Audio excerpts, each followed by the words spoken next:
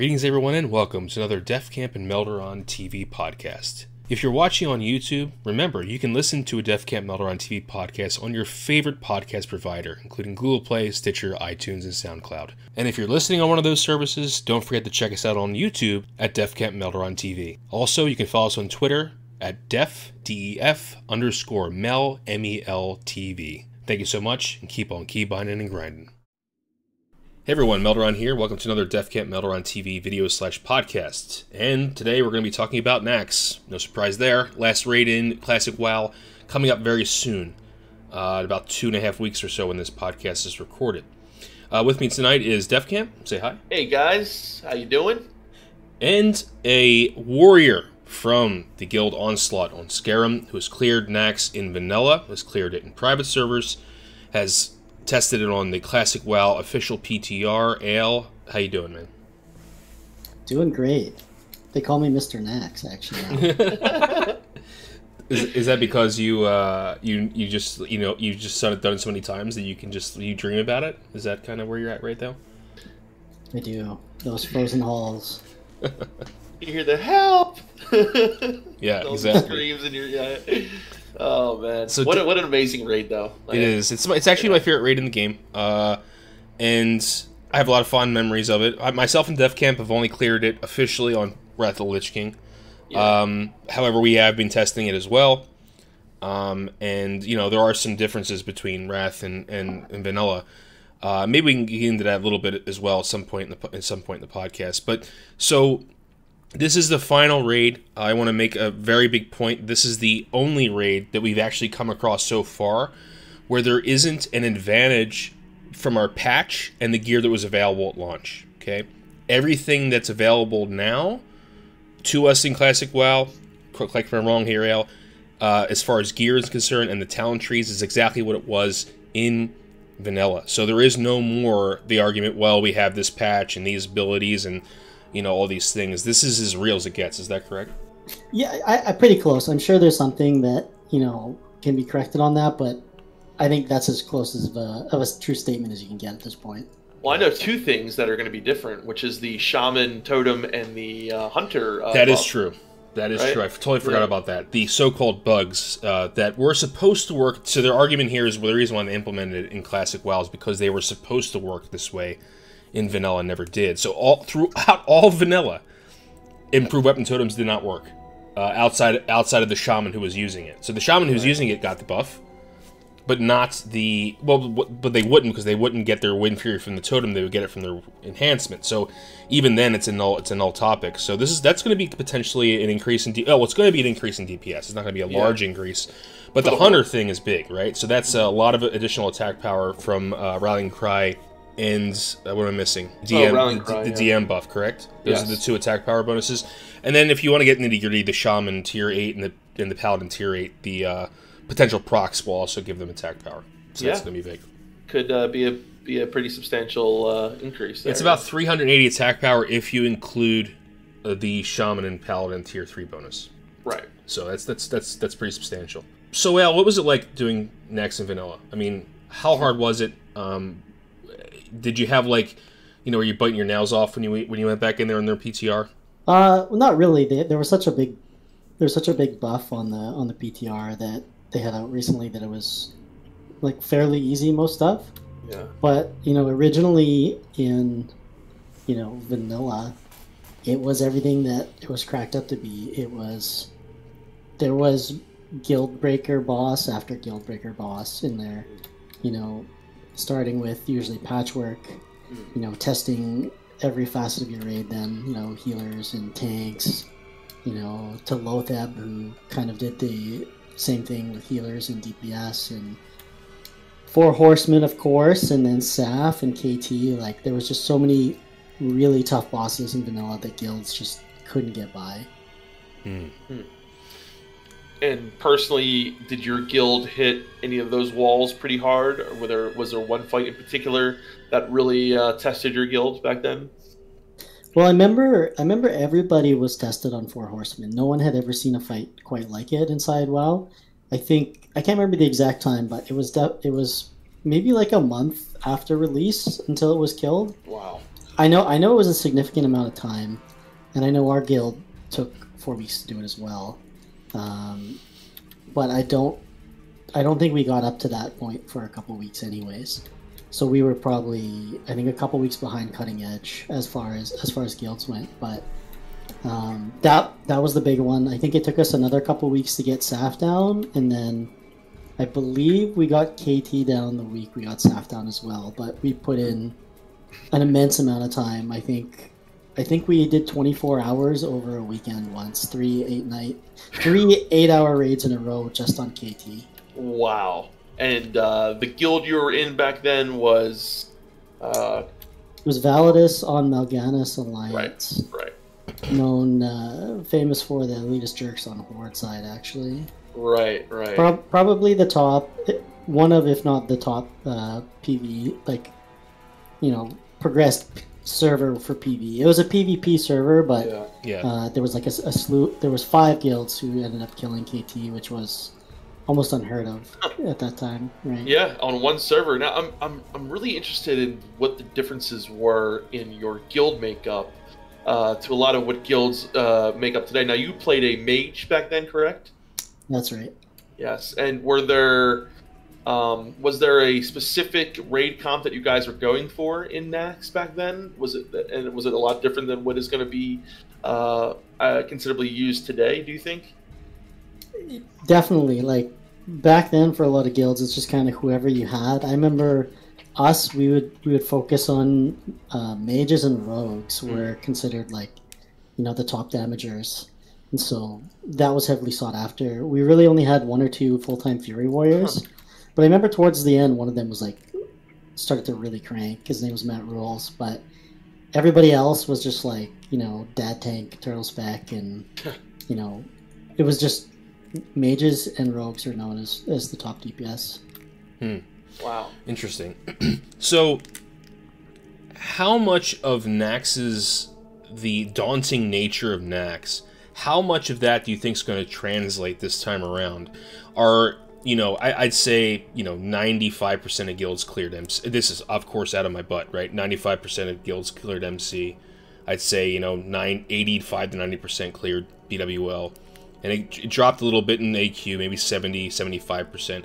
What do you think is going to happen when Naxx comes out? Do you think people are going to do you think people are going to run in there expecting it to be as easy as the raids before it and to get totally raffle stomped? Or do you think it's going to be one of those raids where, the majority of guilds are going to get it down? I should caveat and say, there's a difference between getting it down and getting it down eventually. Like, I'm talking in the first couple weeks, 3 weeks maybe. Yeah, I think a lot of that depends on the preparedness of the guild, because there are top guilds, for example, who are going to go in there and they're going to clear it in 1 day, probably for sure. Right? Yeah, you guys, obviously, yeah.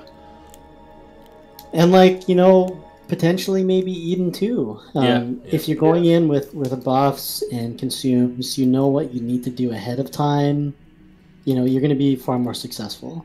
Now, where the bar is really raised in Naxx is that you need actually higher skill level of your players as well. You need players to not be 100% face roll, right? If you have, a weak healer core, you're probably going to struggle on Patchwerk. If you aren't prepared for Razuvious, for mind controls, and having enough hit and stuff like that, you're probably going to have some problems there as well. And the list just kind of continues. Is if you go in unprepared without consumes, you won't be able to kill Loatheb, for example, right? Yeah.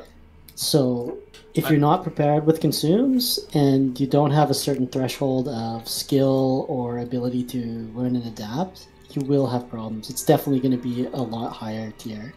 2 things that came up right now after you saying that. One is, I forgot during the introduction to mention that Ayle also raids with us.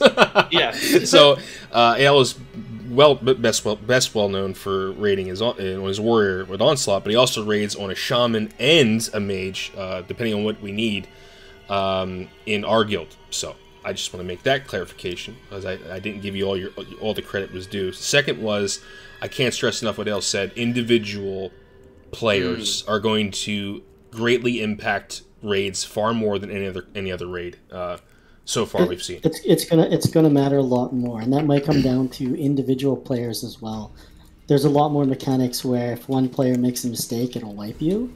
And that's even on the easier bosses. Like, you know, if somebody doesn't decurse and they're supposed to, you will wipe, right? If somebody doesn't deposit their, you know, fart cloud in the right spot, you're gonna wipe, right? You know, if someone's positioned wrong, you're gonna wipe. So it's definitely a lot higher, and kind of that threshold for carrying. You know, some people have like a good solid core of like 20-25 members, and then there's like, you know, 10 to 15 warm bodies.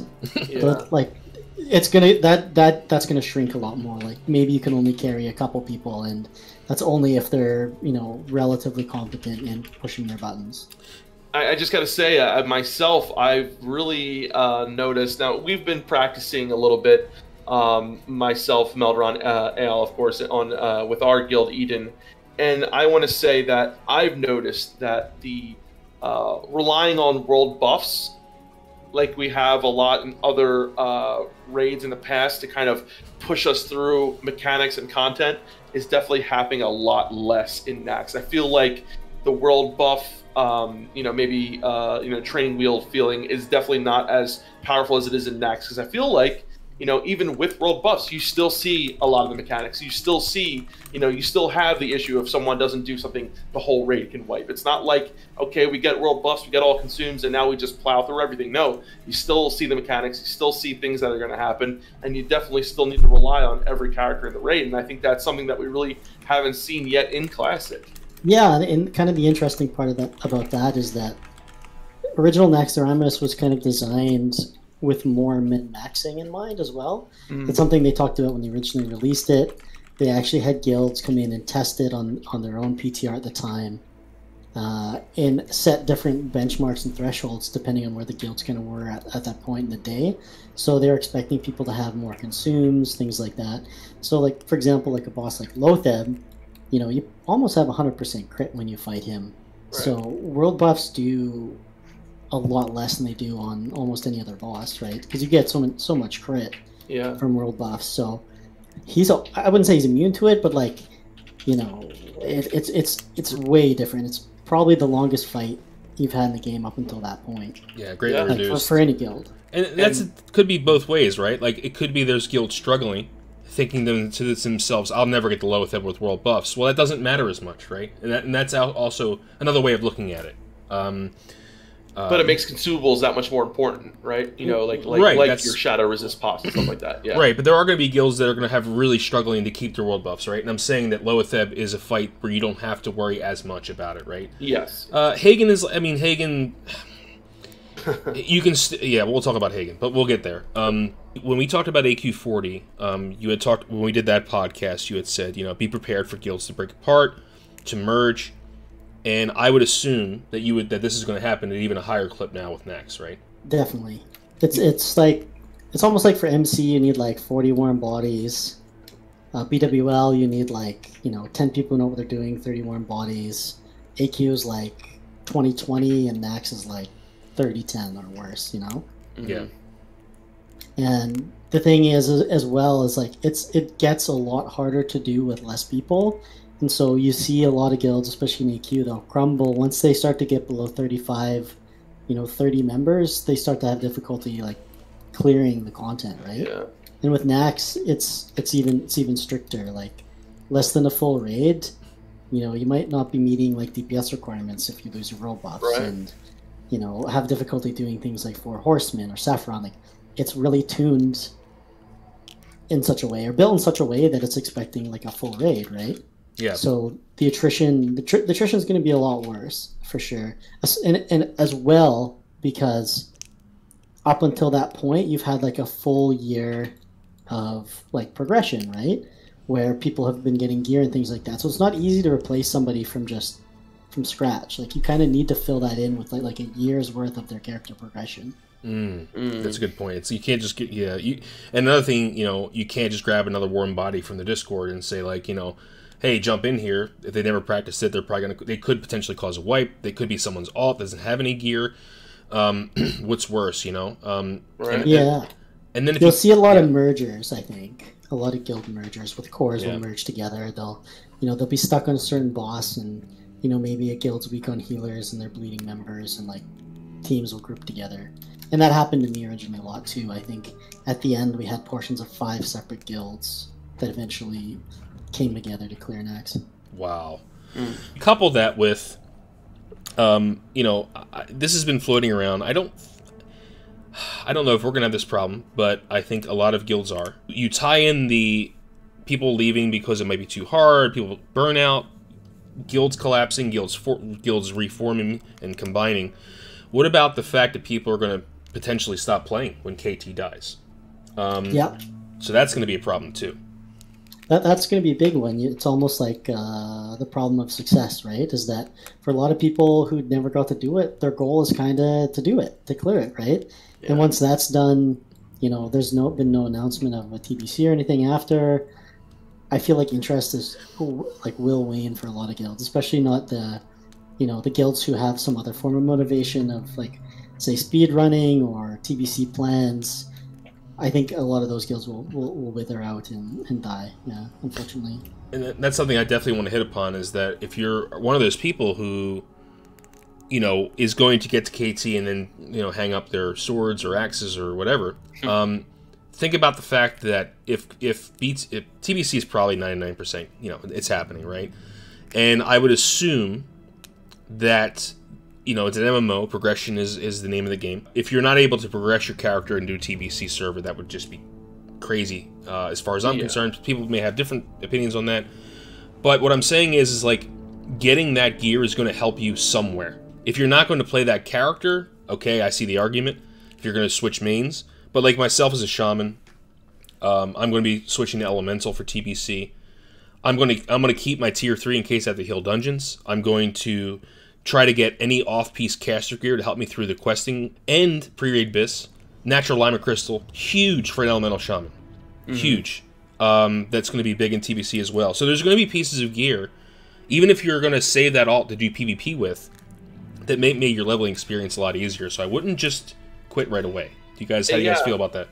I just want to add to that, looking at a lot of the gear that you get in early TBC or even later. So a lot of the gear that you get from, say, Naxx, even as a healer or as a DPS, it's very, very good, even all the way up until some of the first raids in TBC. Now there is some stat differences, right? You get the critical strike rating, haste rating, stuff like that, which is different, and you want to definitely try to prioritize a lot of that gear. But when looking at just raw stats, like amount of intellect or amount of stamina, it's very comparable to what you get out of tier 3 or some other pieces from Naxx, as to what you're going to be getting in, say, heroic dungeons or even in some of the first raids. Of course, you will be replacing, say you get the mace from KT, the healing mace. You'll be replacing that basically, within the first raid in TBC. But when it comes to pre-raid bis, a lot of those items that you have from Naxx, you'll probably be using all the way up until 70, and won't be getting a replacement item until then. So there definitely is a lot of pieces that, if you're carrying that character over, you're going to be using for a long while. Like I said, a lot of the stats are very similar on the pieces, whether it's intellect or stamina or strength. So, a lot of those items are going to be good for a long time. For sure. Let's talk about general strategy and composition. Before we get into we're gonna be go over each encounter as well. But I want to go over this because I think it's really important. The first is, I think you hit the nail on the head about, you're talking about comps in the beginning, Defcamp, about what did they run, and it was basically whatever they could find. And I think this time around, a balanced composite, we already have a balanced composition, but I know a lot of guilds don't, especially in Onslaught caliber. The mechanics themselves and the bosses themselves kind of almost, you need to have a balanced comp. Do you agree with that, Ayle? Yeah, there's definitely some encounters where, having, for example, Noth, you need to have a certain amount of decursors to do that fight. So, stacking full melee, that's going to be really tough. And you might not be able to get by it just using potions as well. Things like Gluth, you need some way to kite. Mages are generally the best at that. It's just are people going to be able to class stack as much? I think that's going to be lessened a bit. They still guilds still will as much as possible. But what is that going to look like? I think for sure it'll be different with like high level Naxx speedrunning and things.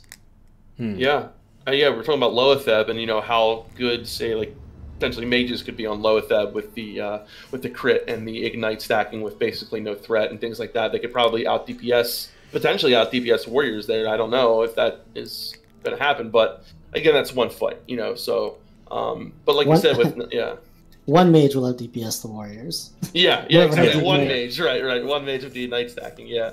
But yeah, I think it's very nice to see. I like at least to see there being more of a balance, or more classes in Naxx, and like you said, decursing is huge. You obviously need priests for Razuvious, for mind control and things like that. So there is a very neat classes are needed for certain fights, which is I like that. I do like that. Mm-hmm. That's good raid design, in my opinion. Yeah, you want to make classes feel special. I think that's important in an MMO, right? And Classic did they did a good job, but we found out ways to make it like right. Warrior stacking is just so powerful, right? And it wasn't intended to be that way, and obviously no one knew that back in the day. But now we see that, and I think it's cool to see that a raid came out where that may not be the optimal strategy to get the raid down, even whether we're talking about speed clears or if we're talking about just regular progression. And I think that's really cool, and that to me is a sign of a well designed raid, in my opinion. Yeah, no, I agree for sure. And like thinking like an AQ, is there even really any curses or anything in there? Like, is there a reason to even bring a mage? I don't really think so, right? No, I mean, you need shamans, you need druids for the poison. Well, you don't really need that many druids. You need shamans for poison, and disease.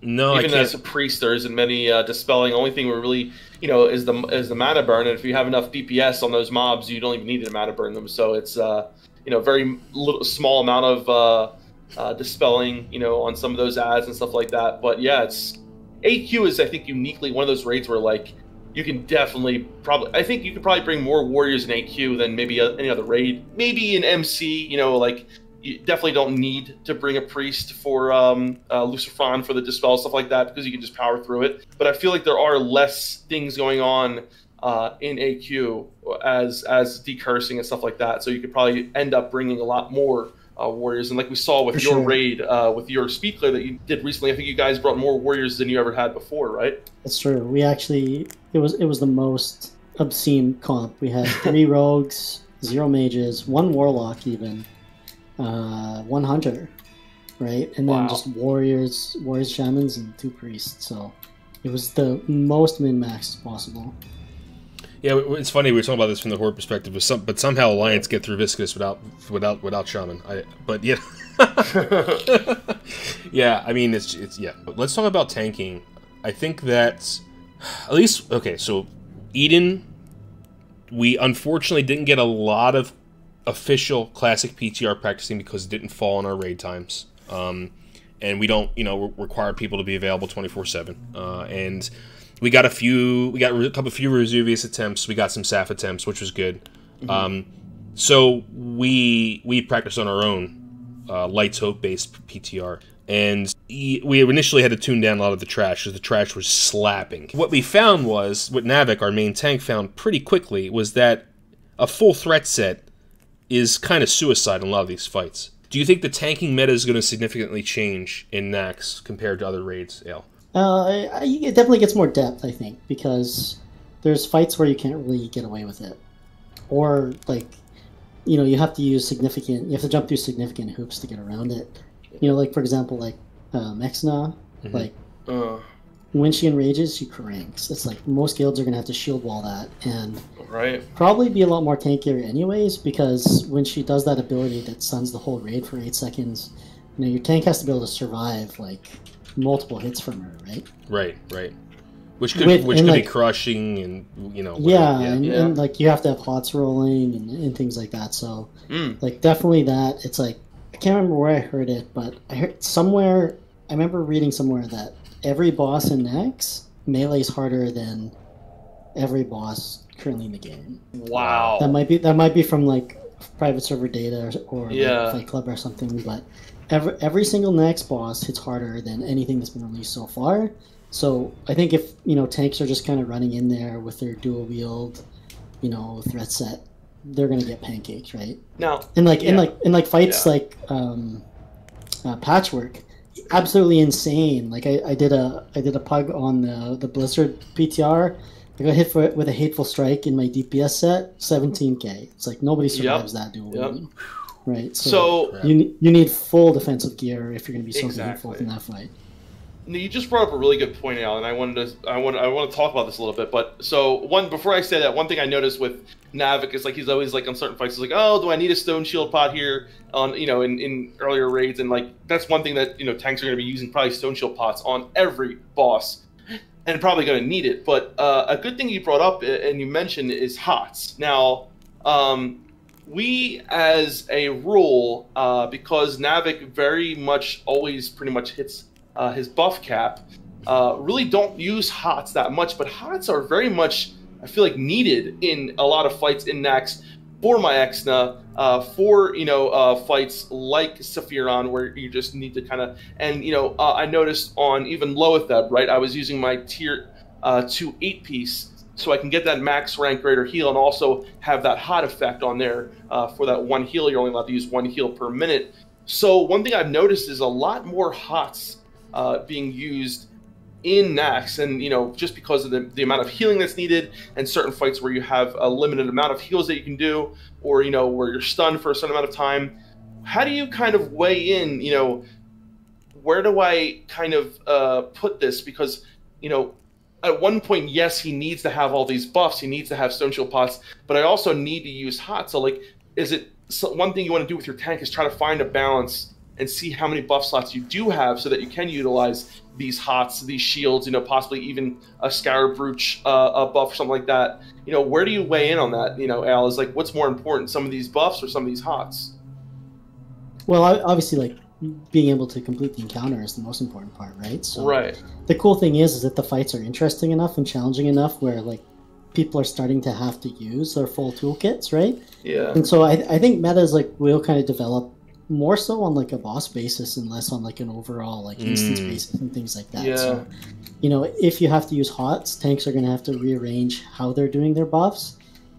Maybe do them in a different order, so the least valuable ones are potentially getting pushed off by HOTS or things like that, right. Or just maybe even getting less or using different potions or things like that. It's really interesting. I think it's honestly really good for the game because it allows a lot more theory crafting. It's like a lot of people really love doing that, right? It's the game within the game that all the spreadsheeting and things people like to do. So I think it's a really good thing. It's not necessarily a one size fits all solution to everything anymore, and with that as well can come ingenuity and creativity and who knows what else. I think it's fantastic. Yeah, and I think looking into that, it's like some of these buffs that some of the tanks might utilize to maybe do a little bit more damage and that are less about defense and more about offense, maybe those become a little less important, especially on some fights where maybe threat might not be that much of an issue, like Loatheb or something like that. So you're utilizing more of your defensive buffs a lot more than you are maybe some of the offensive ones.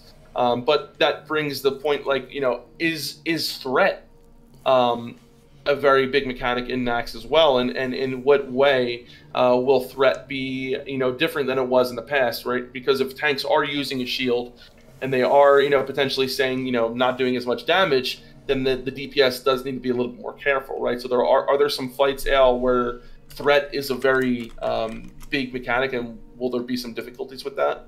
Absolutely, and it's going to be a big change, especially for Horde.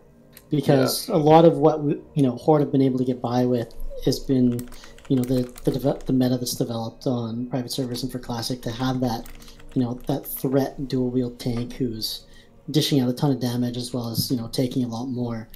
If you're not able to survive those hits, right? Yeah. So they're going to be doing less threat. Everybody's getting better gear. They're doing more threat. Mm-hmm. It's going to be definitely a major problem. Yeah. Yeah, and I think a lot of people need to realize that, hey, in the past they've been able to just go and pump and not have to worry about it. Everyone should have a threat meter. Everyone should be aware of where they are in the threat list.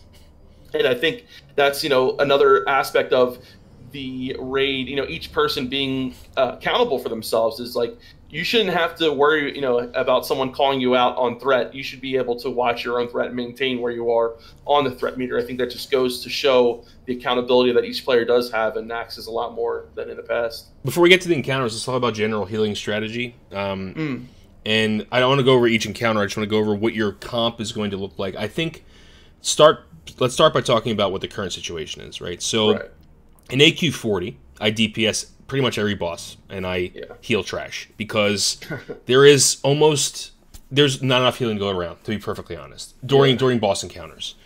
In trash could be very, very hair-raising, though, and I enjoy healing trash, because I find it to be more fun than healing bosses a lot of the time.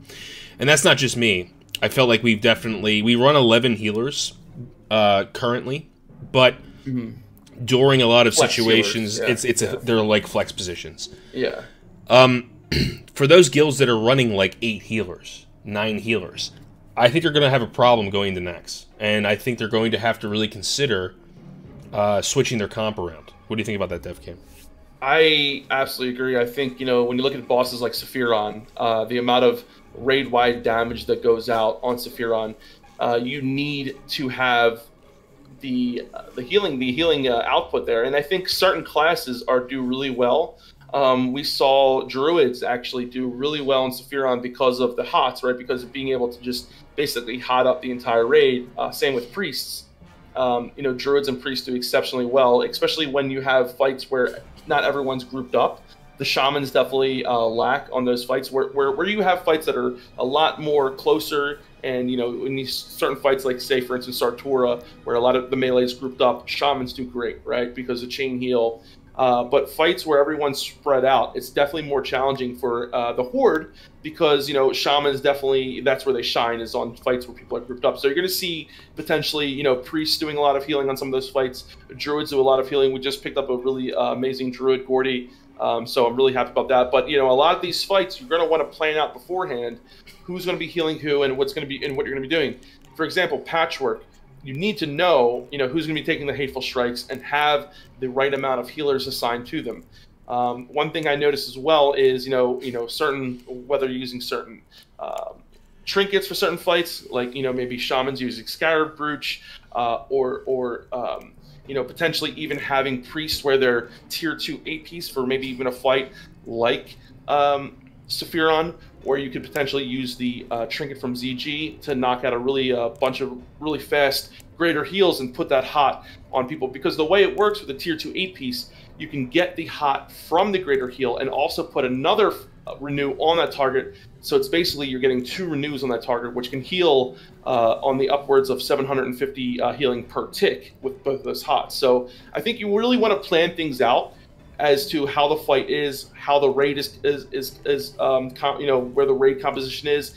Fights that are closer together, you really want to utilize that chain heal from the shamans. And, they're going to see a lot of fights like Four Horsemen where you have groups of people in certain corners of the fight. You want to make sure that you have a certain amount of healers in those corners ready for what's going to happen. And a varied composition in those corners. A varied composition. Yeah. And another thing as well is, we don't know how long some of these fights may take.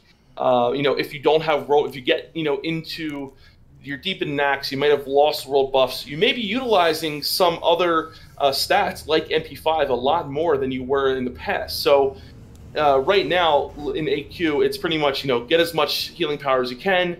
You're ending fights with probably, I have to struggle sometimes to use all my mana at the end of a fight. Because, as a healer, you want to potentially use as much mana as you can by the time the fight's over. Mm-hmm. Now, in Naxx, if these encounters are going to be longer, you might be, saying, hey, maybe I am going to, take off a little bit of bonus healing here on a certain fight. Not, you want to absolutely look at the fight and see, how much healings go out, and maybe weigh a little bit more of the MP5, a little bit more of the spirit items, and, certain trinkets as well. So you got to look at it each fight, though, because each fight is very different. in this raid, and each encounter really calls for different things. So, but that's one thing you really want to watch out for. Yeah. Yeah, but I think generally you're going to need more healers than you probably are running now in AQ. Yes, would you agree with that, Ayle, as well? Potentially. I think it's a little bit fight dependent. You know, for example, absolutely. like Sapphiron, or just really how good your healers are. Like, you know, maybe you stack healers as well for like Patchwerk because you're struggling. Yeah, I just think that, you know, like right now I'm not even spec resto, right? Like it's certain things like that where I'm, you know, any shaman. Right. Go ahead. Healing has a greater importance. Yeah, it does. 100%. Yeah. And when we're looking at our raid, right? So when I say yes, I say in our comp where we're going to need our shamans to go full resto and not, you know, you're definitely going to be needing your Essential Fortitude, water totem, your Mana Tide, and Nature Swiftness. Like all these things are going to be really impactful. Yeah, I think, you know, you have to potentially look at, you know, what consumables you are bringing. You definitely want to, you know, make sure that you are bringing, like, I think Naxx is one of those fights where it's very, I think, a little bit more consumable heavy than it is world buff, because you potentially could be losing your world buffs. And, you know, certain fights like Loatheb, we talked about where world buffs are virtually a lot, you know, not as useful as they are in other fights. So consumables are going to be playing a much bigger part. You're going to want to make sure that you have enough, you know, mage lip pots, enough knifefin soup. You definitely want to make sure that you have the consumables needed. And I think flasking is going to be, you know, right now, not a lot of people are flasking for AQ if it's just regular clear. I think, you know, especially while we're still progressing, I think, you know, flask is going to be a little bit more important, especially for healers, than they were potentially, you know, in earlier raids. So yeah. All right, boys, we're 37 minutes in. We haven't even talked about the bosses yet. Let's get that going. Let's start on the Spider Wing because it's the easiest. Anub'Rekhan. So this is the scarab type boss, beetle, whatever you want to call him. Which is funny because beetles are not arachnids or spiders. Sorry, Mr. Entomologist. Anyway, so you run in there and he's there, right? And he's got the two crypt fiends. DPS him down. You know, the tank's gonna have to kite him around the room when Locust Swarm pops. I mean, it's a pretty simplistic fight. You don't want to stand too clumped together because of the, what's it called, Al? The spike thing in the floor. Yep, exactly. Very technical name. In the floor, that's good. Yeah. Impale, I think it's called. Impale, yeah. I mean, this fight to me is a good introduction to Naxx. Yes. I think that it just really what it tests is, are you able to switch targets? Are you able to get away from the boss when he's Locust Swarmed? Is the tank going to be able to run, leave that area fast enough so he doesn't get hit by it? Well, one thing as a healer you want to watch out for is that when the tank is going around the circle and doing his Locust Swarm, if he does, say, accidentally get hit, make sure you don't get too close to try to heal him, and because you will get hit by that Locust Swarm and probably die. So, you know, if the tank does actually take a hit, hopefully he doesn't take another one, so you shouldn't have to run over there and to try to start healing him, because if you get too close, you will die. So that's one caveat I just wanted to say, because that did happen to me while I was testing. I was like, oh, let me try and throw a quick shield on him, boom, hit by Locust Swarm, dead. So, you know, it does have a pretty large range. Do you know, is it 30 yards? Or I'm not sure. Yeah. All I know is that it's like the only fight where like run speed to boots is critical. Yeah, absolutely. Absolutely it is. Yeah, I mean, like, we didn't have a problem with this at all, testing it. We one-shot it. Basically, I think a lot of guilds are going to one-shot it. Just, you know, when he does do Locust Swarm, just make sure you get away. He does spawn another Crypt Fiend whenever he Locust Swarms, so that's another, you're going to have to DPS that thing down. He also spawns bugs that need to be AoE down sometimes. Other than that, very, very simple fight. Yeah, a cool factoid about this fight for me is that I actually tested it on the original Blizzard Vanilla PTR when they had it up.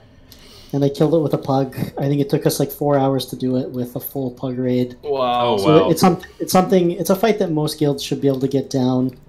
A lot of it is just about not dying to the impale. Yeah. Because like every death you get spawns, you know, 5 of the crypt beetles or whatever, and that can cascade really hard because those you get somebody die.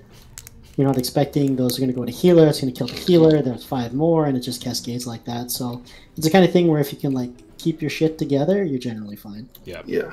Grand Widow, Faerlina.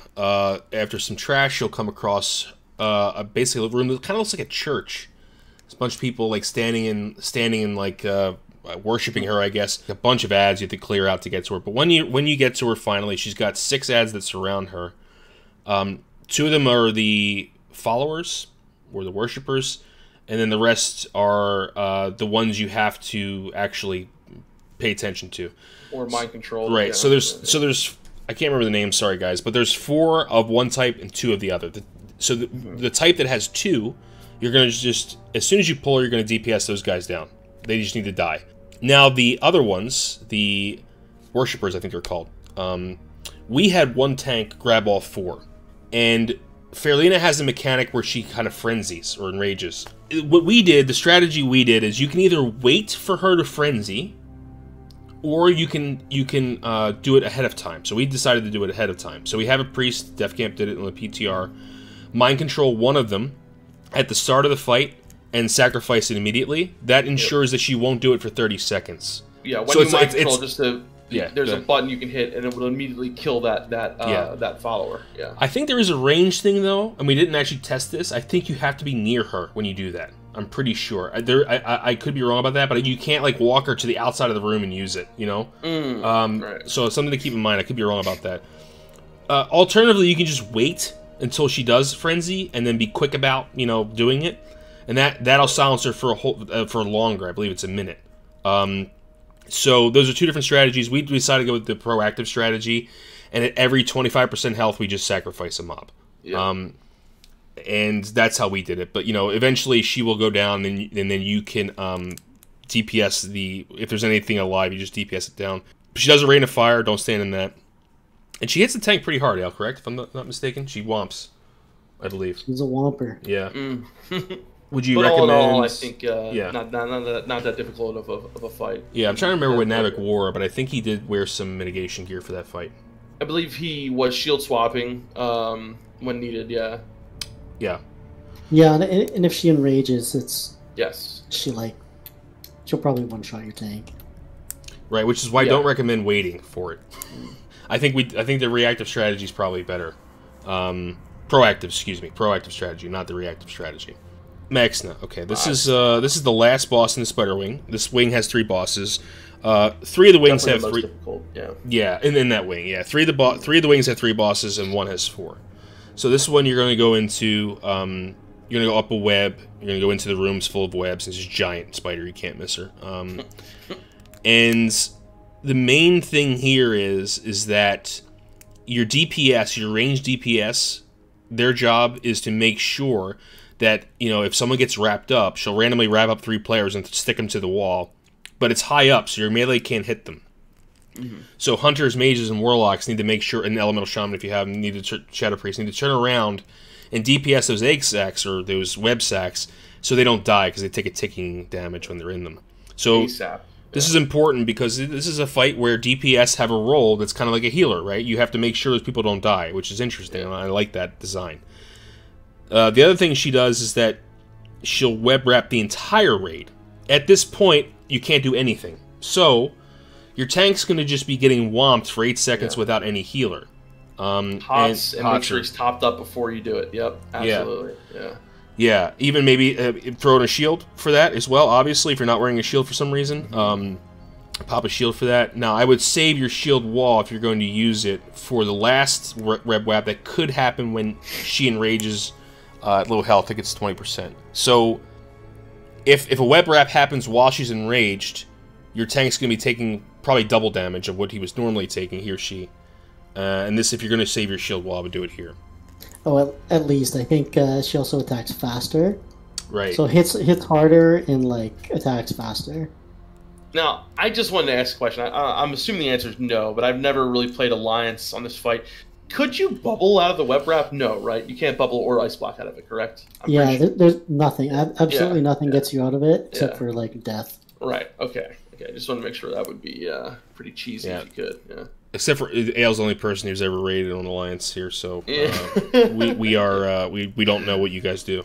Yeah. Unfortunately. Well, I know our strategy was that we would DI the Pally would DI somebody, and then he would Soulstone to be able to heal that last phase. It was a really cheesy, easy strat. Huh. Oh, interesting. Well, there you go. There's a way out of it. Wow. So yeah, it's self-sacrifice, and then to be able to heal during that phase. Yeah. Interesting. Cool. You'll probably see a lot of Alliance guilds do that. Yeah. Now, a lot of raids are going to go in different order, but I'll go with the order that we will go, and I think a lot of raids will go. We're going to go A-Bomb next, actually. So Abomination Wing is full of Patchwerk horrors, like all those types of mobs. There's like these, showing over some trash in Spider Wing, but I think the globs do a lot of damage. Don't stand near them. There's like the Mad Professors with the lightning totems. Dude, I have to say, like, before we nerfed our Lightso PTR, those lightning totems were insane. Yes, they were, yeah. They were just wiping out our raid as soon as we walked near them. Yeah. I don't know how people did that on Lightso.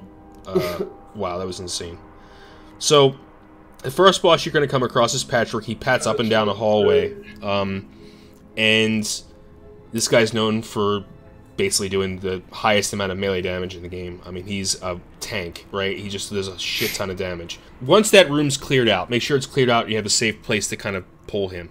You're going to pull him, and you're going to have... We run 3 tanks. Or do we run 4? I think we run 4 potential tanks, correct? Well, we run basically 3 that are getting hit for the hatefuls, and then there's one that they're fighting for threat, kind of like if they, they're making sure that no one else goes above their threat. You know what I'm saying? And that's because why? Al? Why would you run 4 tanks in that fight? Yeah, there was actually a really informative Reddit post that was made that broke down the actual mechanics, because this is something that people have debated ever since then. How many tanks do you actually need? And his hateful targets is actually the first priority isn't health; it's who is in the first 4 on threat. Mm-hmm. Then it sorts by health. So I wish I had the name of the guy who put that up on Reddit that confirmed it. I'll put it in the comments in the description. Yeah, they proved definitively that it matters who your top 4 on threat is on who he hatefuls. So if you're able to have heal up your top 3 fast enough so he doesn't ever pick that 4th person, then you should be okay, but most end up going with 4 tanks. Yeah. Yes. Yeah, so the hateful strikes are, they go out every second or so. They're very, very quick. So there's your main tank theoretically will never get hateful if he stays in the top threat position, or he or she. The other people who are vying for 2nd, 3rd, and 4th place are going to be hit by hatefuls depending on how high they are in threat, and then their total health. So, yes. What we do is, so I'll talk about the shaman perspective. Basically, we have 5 healing shaman, and what we're doing, and there's actually, since it could be potentially a pretty long fight, especially in week 1, we actually rank 1 and rank 2 chain heal during that fight. Because the only people who should be taking damage are the main tank and the people who are getting hateful. There should be no other damage going out. That's very important to realize. So chain heal works great because it won't chain anybody who doesn't need to be healed. So what we do is we just pump chain heals into that mess of tanks and just hope that the chain heals go where they have to go, basically. We rotate our primary targets to make sure that it's not overlapping. Scarab Brooch would be good here if you can come up with a Scarab Brooch rotation. If you have more than one person with Scarab Brooch, I would do that. I wouldn't just use Scarab Brooch all at the same time. It's a waste. Try to stagger it. Defcamp, you want to talk about the priest? Priests and druids. So so priests and druids, what you want to do here is split them up and assign them to, it's depending on how many priests and druids you have, to the tanks, right? So you want to have potentially the first off tank or the second tanks, usually the one that gets hit the most, right? So that not the main tank on that fight, but so for us it would be our druid tank, Tinkle, I believe, who gets hit the hardest on that fight. You want to make sure that you have the correct amount of healers on, so if you have, say, 2 really good healers on that target, constantly healing on that target. Now, for me, what I usually do here, and as a priest or as a druid healer, obviously you want to be healing all the time, so you're proccing your illumination as a priest or as a shaman. You're proccing your 25% increased armor buff. You want to make sure you're doing that at all times. So what I usually like to do is do a blanket heal, whether it's a heal rank 2 or a greater heal rank 1, something like that. And then if you do see a quick drop down, that's potentially when I would use something like a certain trinket, or potentially start using a max rank flash heal and start getting that. But you really want to make sure that you are pretty much healing all of that fight. And the main thing here is to manage your mana, right? So here is definitely a fight where you want to make sure you have a good balance of bonus healing and maybe potentially some MP5 or spirit gear, making sure that you are potentially, say, using trinkets that are giving you some mana back, potting and dark runing on cooldown, and you just really, this is a fight where you're potentially going to have to learn and figure it out to how long the fight is, to kind of use your heals varyingly in which way there. So, you know, if the fight's a little bit quicker, you might be able to get away with using a lot more flash heals, a lot more quicker heals. If it's going a little bit slower, you want to make sure you're still putting out a lot of healing, but maybe using, say, like a heal rank 2 instead of your flash heals, because you're going to need to balance your mana out. But definitely going to be using a lot of consumes here, and yeah, just basically keeping your tanks alive. I think the mini game for tanks is trying to balance out how much mitigation to go with without you know, sacrificing the DPS too much. Because the DPS have to watch their threat big time on this fight. Absolutely. Yeah, this is what we were talking about here before with Ayle, when we're saying that, you know, the threat is very, very, very important. You know, you want to be able to, you know, it's a lot of people say, oh, it's just a tank, it's back to the DPS. You don't have to do anything but just, you know, hit your DPS buttons. But that's not true. If you're a really high DPS, you need to watch where you are on the threat meter.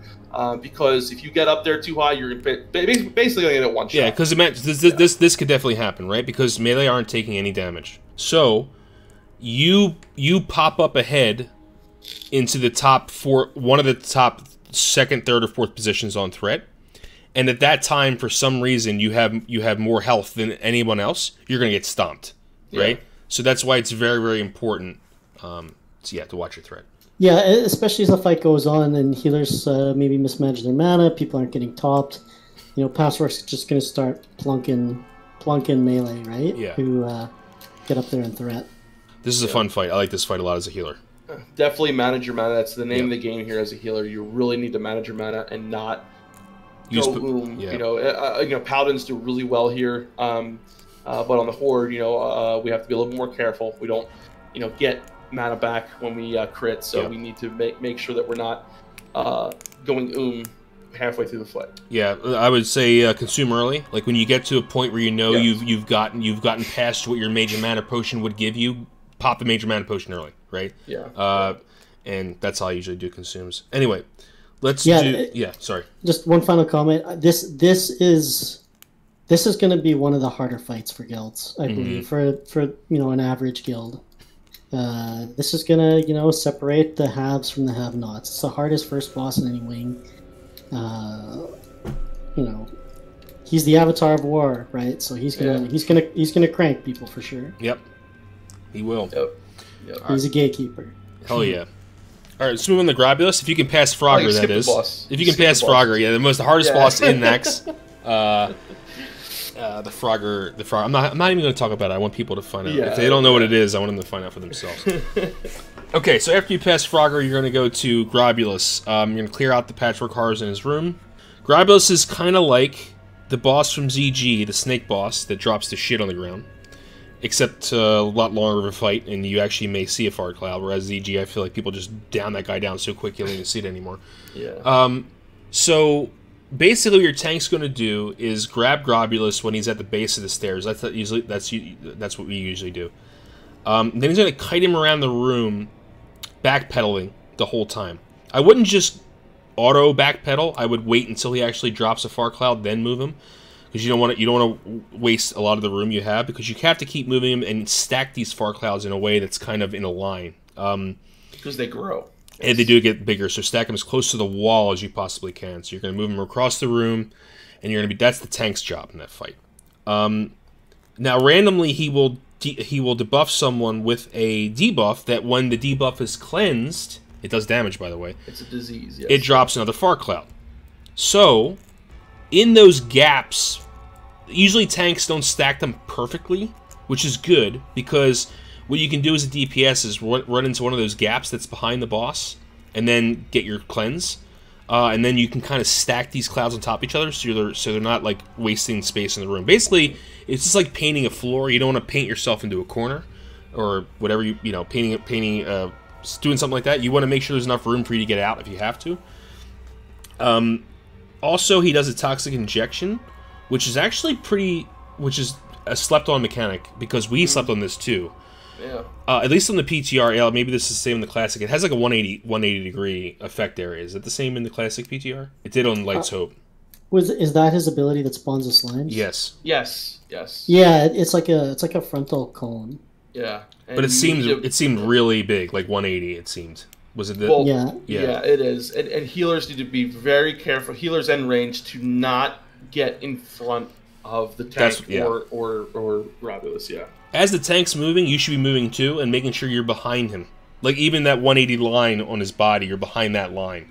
Yeah. Otherwise, you're gonna spawn. There should only be one spawned from the tank, because the tank should be the only person in front of him, essentially.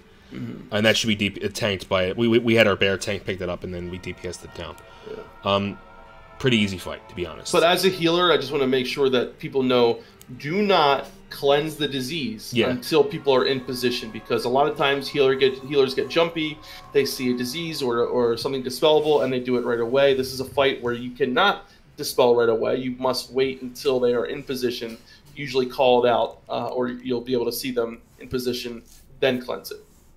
Yeah, like if you beat Patchwerk, you should be able to get this fight down, but it's also a fight where a mess up in positioning will wipe you pretty easily, either by people getting in front of the tank, spawning too many slimes, or by putting the cloud in the wrong spot.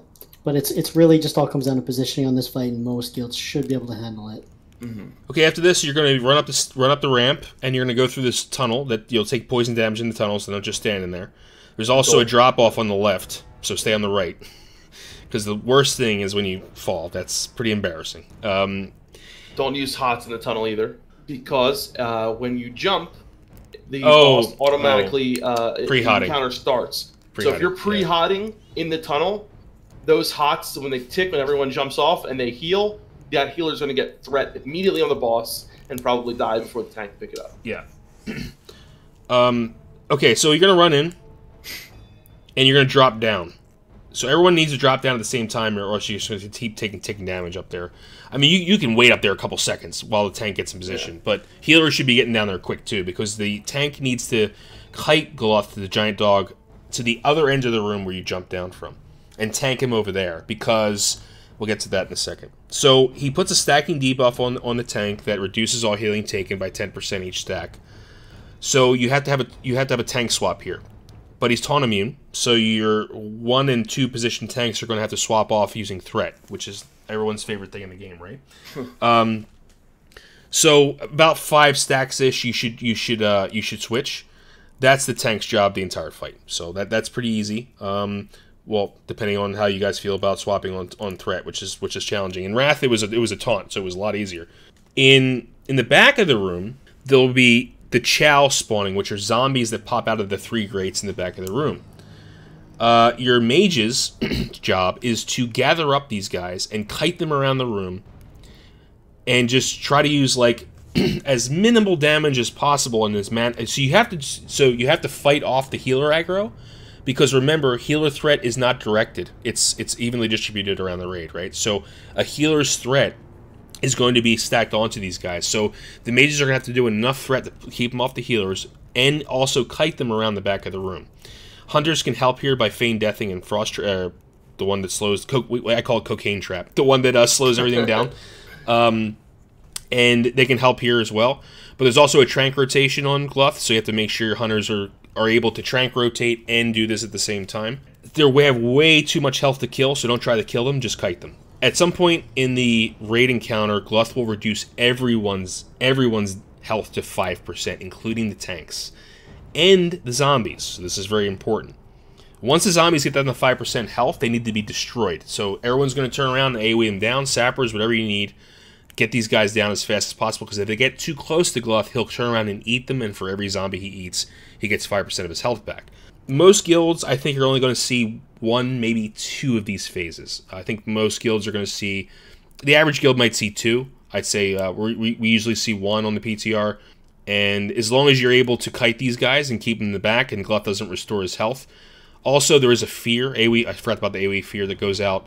Make sure your shamans, if you're a horde, have tremors down, and alliance, make sure you put fear ward on targets that need it.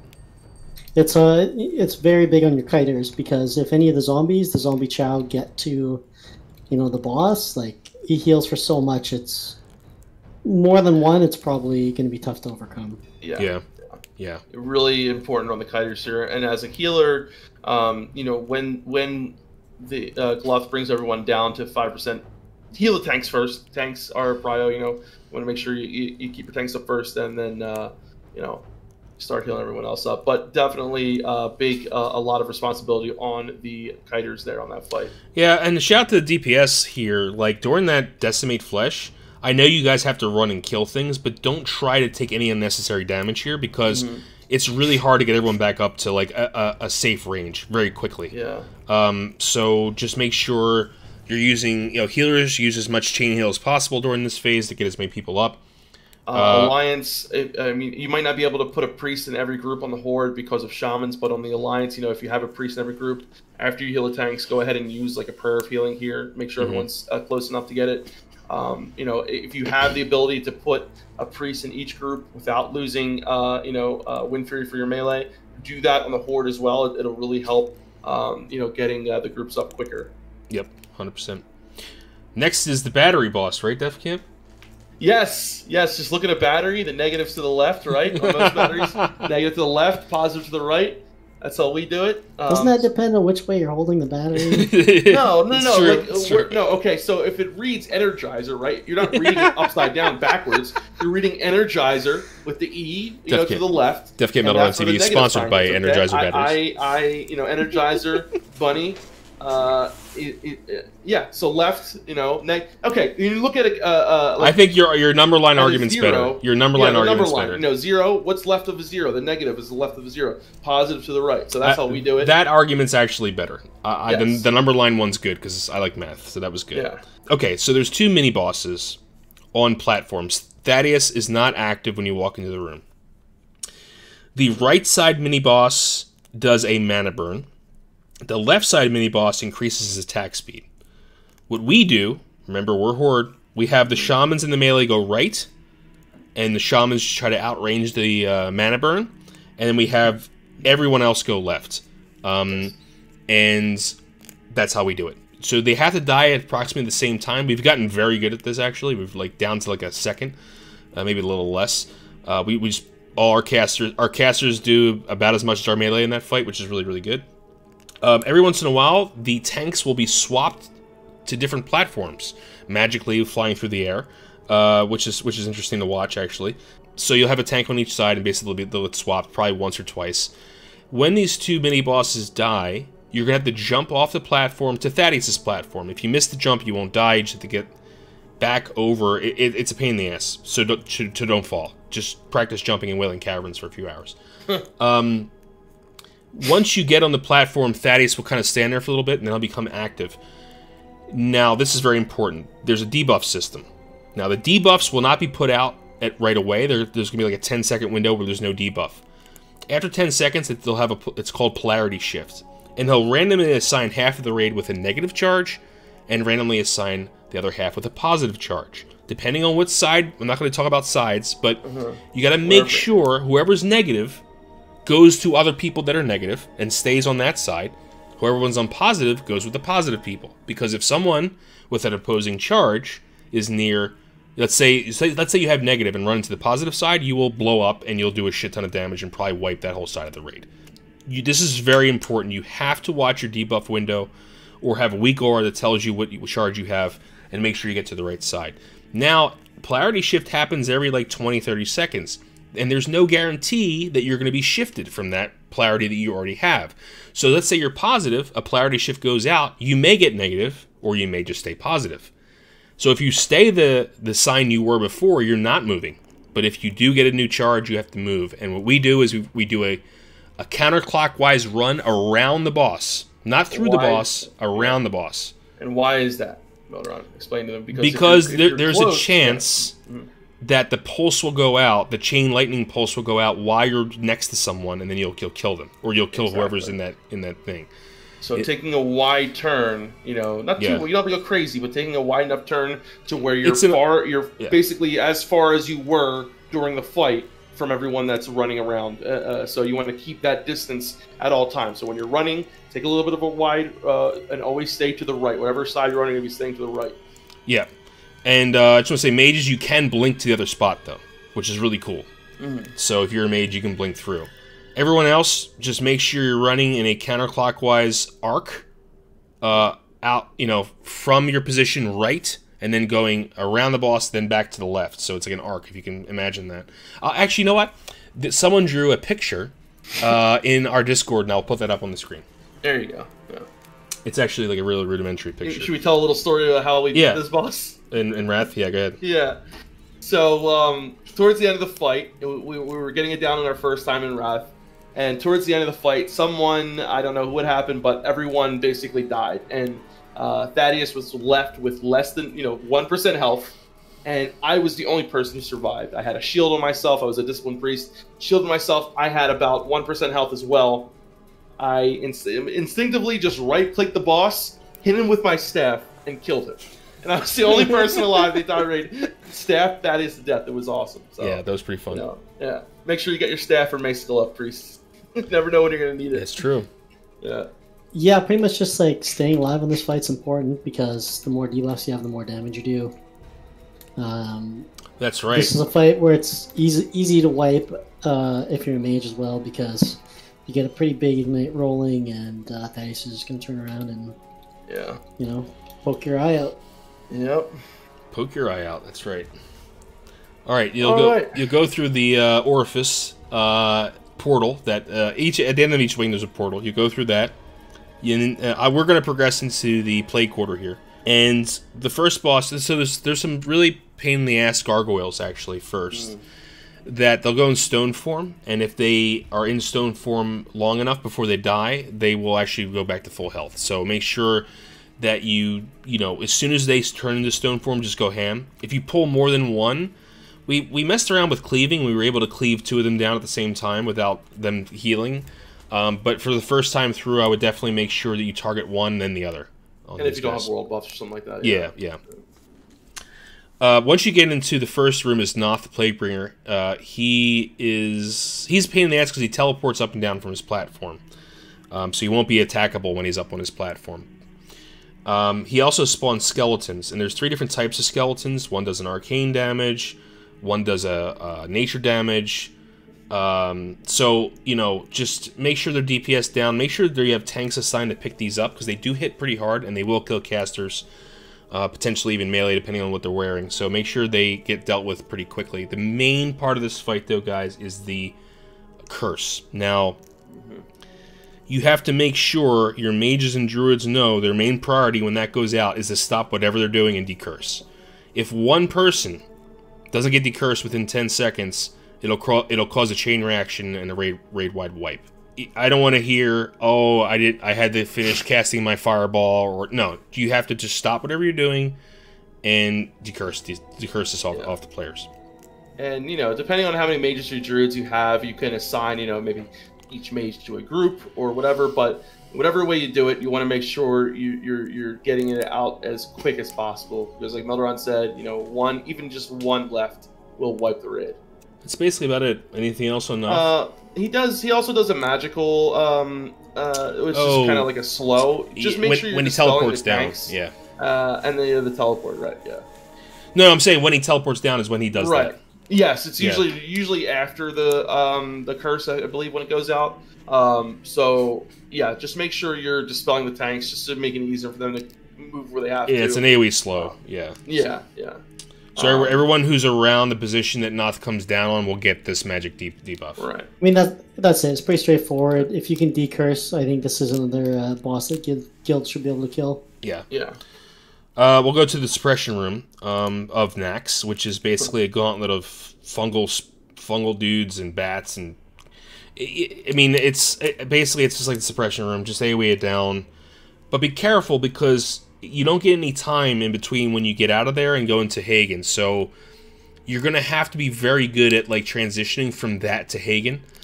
You won't have a time to sit, because what'll eventually happen is you can probably sit for a second and get a drink, but the problem is that they'll respawn and put you back in combat, and then you have to kill them again, and then so just practice that and getting into Heigan's room. Okay, the Heigan dance. Copyright strike. There it is. So this fight is will test your ability to use your movement keys. Dance. And there are two basic mechanics. I call it the slow dance and the fast dance. So the slow dance portion of the fight is when you engage Heigan. The tank will pull him off his platform and bring him to... so the room is split into... So there's no actual lines in the floor, but there are 4 different zones in the room. If you look at his platform, there are 2 actual... On the corners of the platform, there are 2... So there's 2 corners on that, edges. Yeah. If you draw a line from that edge down through the rest of the room, you'll see separation from zone 1 and 2. And you can also see it on the other side of the platform that separates it from 3 and 4. The separation between 2 and 3, you can just draw a line in the middle of the platform. That's kind of how it separates. Those are just rough guidelines, but there are 4 zones in the floor.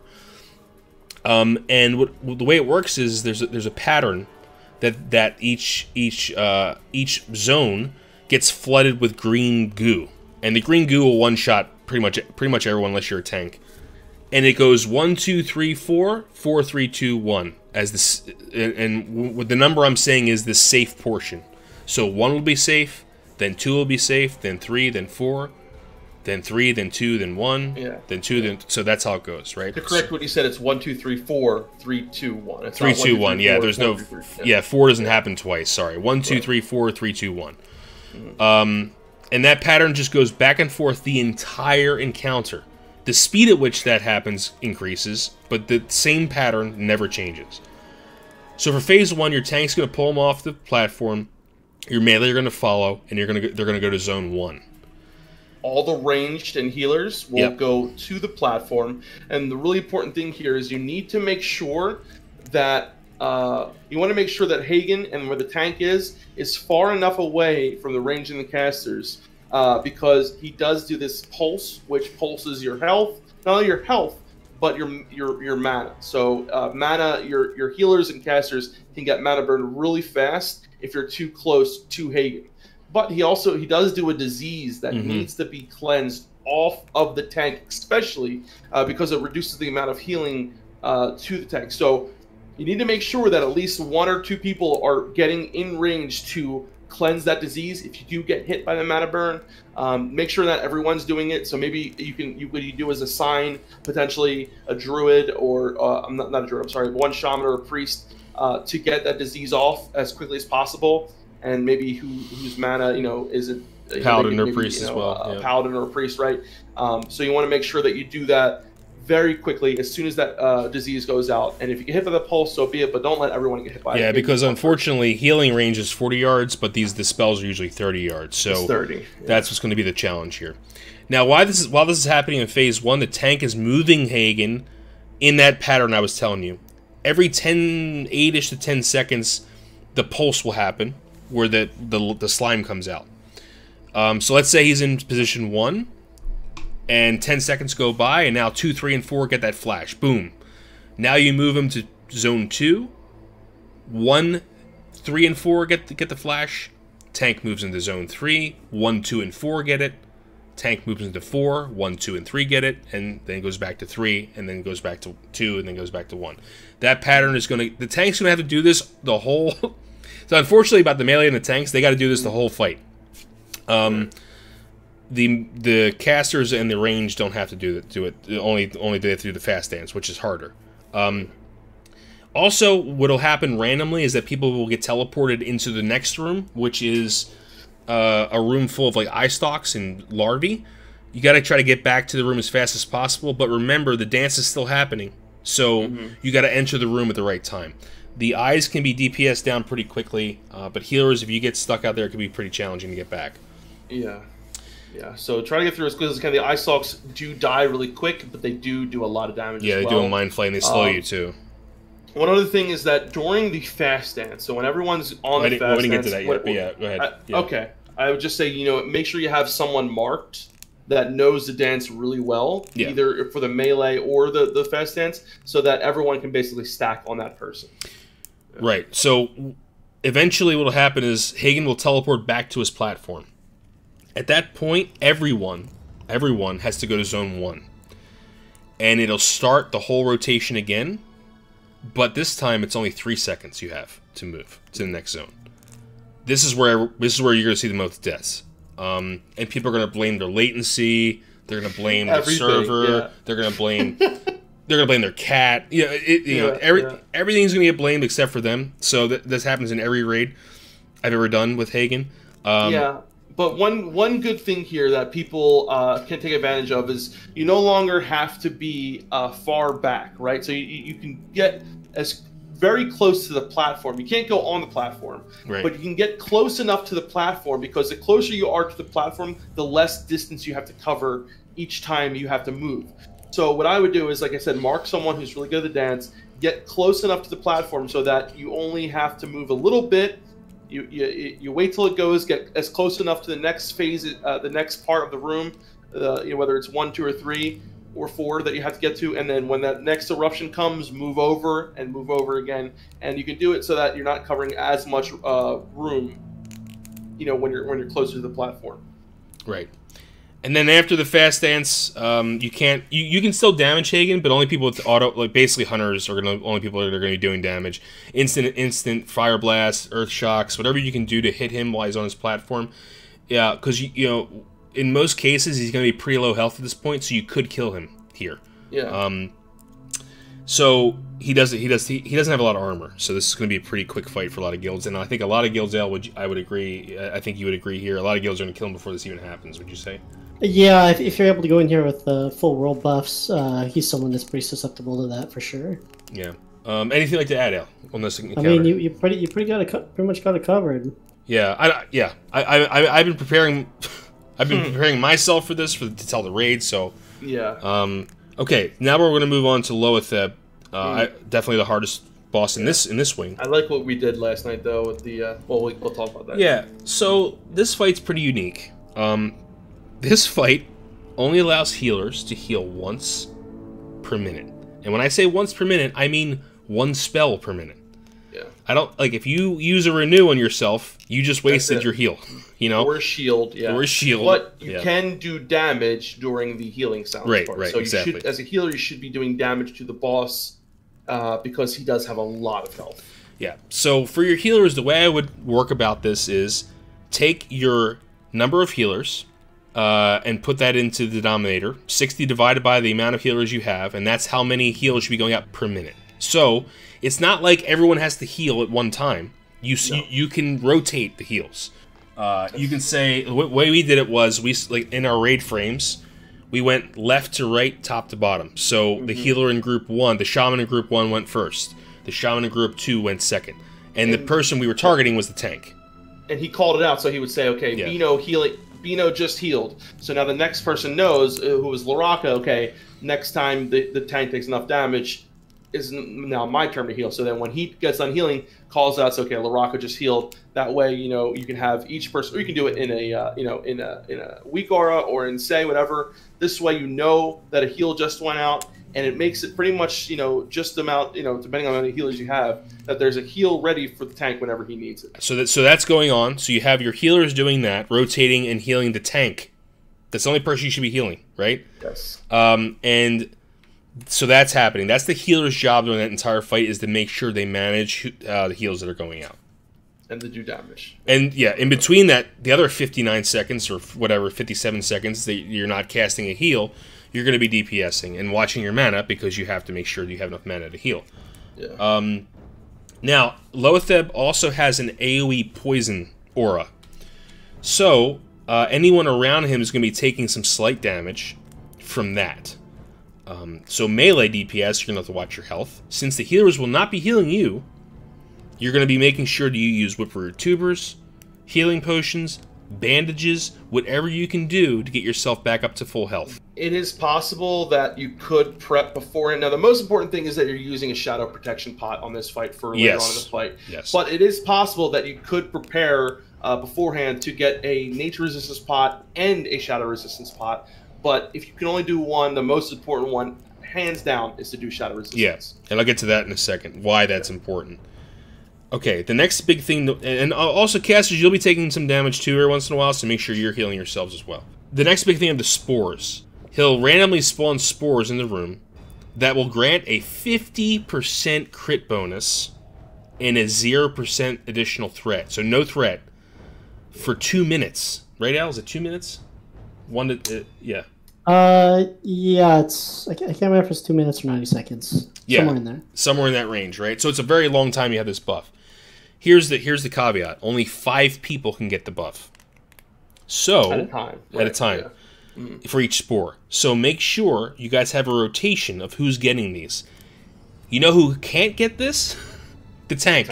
Make sure the tank doesn't get a spore buff. He's nowhere near the spore when you kill the spores. Because you don't want your tank generating 0 threat. Everyone else, it's fine. Yeah. So, you know, we talked about this last night as too when we were testing it. Make sure your healers are in that rotation as well. Because, a couple of reasons why. So, you know, only 5 people can get it. You would realistically want everyone in the raid to get it. So if group 1 goes in, and a healer is in there, the healer should get it too, because shaman and priests get an additional armor buff if they crit. And a crit heal is a lot bigger, you know? Right, a crit heal is more guaranteed to help your tank out. And it's also going to help you when you're DPSing. So make sure that everyone in the raid gets this buff eventually. You know, Spore 1 goes to Group 1, Spore 2 goes to Group 2, or however you want to do it. Just make sure that's how you do it, because this guy has a ton of health, and you have to make sure you get him down, because at 2 minutes, he does this shadow wave that comes out. I can't remember the name. Impending Doom. You most likely will get the 2 minutes. Most guilds will, because he has a lot of health. Yeah, Impending Doom. Once the first one goes out, he does it every 30 seconds subsequently. So, this is where the Shadow Protection Potion comes in. That first wave is pretty much negated from the Shadow Protection Potion. Now, if you're getting multiple of these, eventually this will kill your raid, right? Like, there's no way you can out heal this mechanic, because the healer can only heal one person at every minute, right? So the key is to get this guy down before this kills you. And the way to do that is by Shadow Protection Potion, and by in between the 30-second waves, make sure you get a heal out. Either a bandage, potion, Whipperoot Tuber, whatever you can use, or pop another Shadow Protection Potion, whatever you think you need, because... Warlock Healthstones are very big here, you know. Yeah, remember, Healthstones share cooldown with Whipperoots, potions are on their own, or on a different cooldown, and bandages are on their third cooldown. So you can have potentially 3 different heals here. So make sure you're wise about what you're bringing into this raid. Sorry, that's a lot, guys, but this is a pretty involved fight. I just want to add a couple things, just minor things that, you know, make sure priests, you're putting out Shadow Protection buff here, of course. Another thing, though, I just want to add, this is a little priest caveat.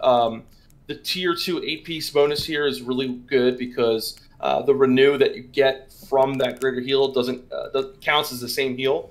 So if you use a max rank greater heal, which I would definitely I would patch that up with a, say, like a Xandal or a Hero Charm, something like that. That's going to give a lot of extra healing for that heal. You're going to also get the tank's going to get the benefit of that renew as well. So that's a nice set piece to use for that fight.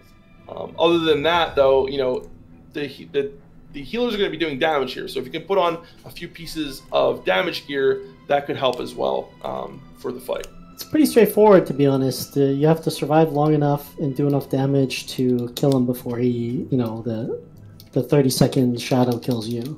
Yeah. Right. Self-heal's the name of the game. There's a lot of little tricks you can do. Alliance, you know, Paladin sometimes use Judgment. The tier 1 set gives a bonus.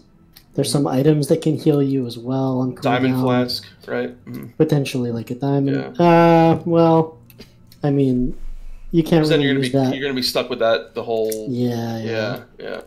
Like maybe on the tank or something. Maybe, yeah. But it's an attrition fight. This is the boss that we kind of talked about earlier, that he's, you know, world buffs mean a lot less on him because he gives you such a huge crit buff, and it'll be probably your longest fight up to this point. Yeah, so we're actually, there's a discussion in our Discord about this today, and how warriors should maybe prioritize more attack power, considering that this will definitely crit cap them, this buff. Is that something that warriors should be doing, Ayle? Yeah, potentially they should be looking at their hit table and see kind of where they are, depending maybe. Yeah, it also depends how early you get the spore as well. Like if you get a pretty late spore, like I don't know. Gotcha. Depends how fast you're gonna keep. Yeah. All right, we've gotten through 3 wings. Let's get to the last one, the military wing. I'm gonna let Defcamp explain the first one. You know, the trash leading up to it's pretty tough. Just make sure you kill everything around that area. The Death Knights and the Chargers, and they can hit pretty hard. But go ahead, take it away, Razuvious. Yeah, so we talked a lot about, you know, some roles being reversed in this raid, and another one here is that the healers are going to tank on Razuvious, specifically the priests.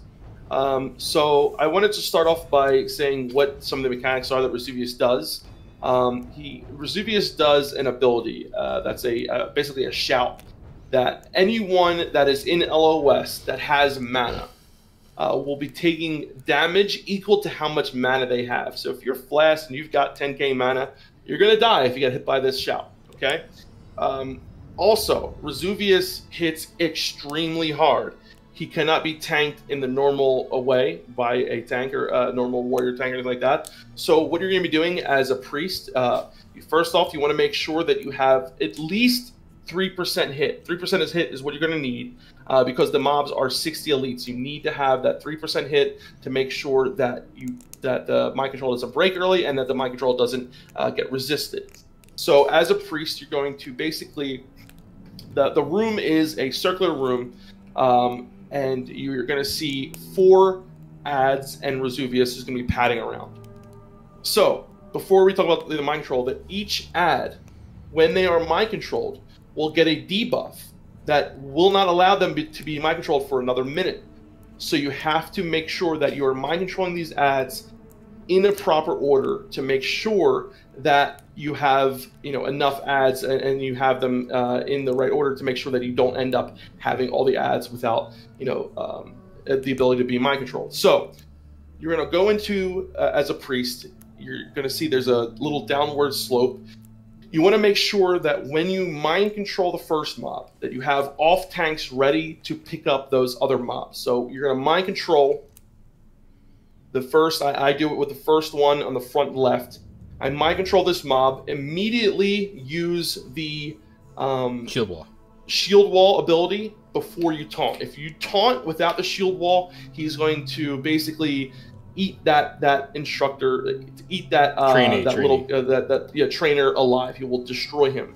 But when you mind control, everything else is going to come into effect. So you want to make sure that you have 3 off tanks that is going to be picking up the other ads, and, you know, making sure that they tank him basically at the top of that slope, okay?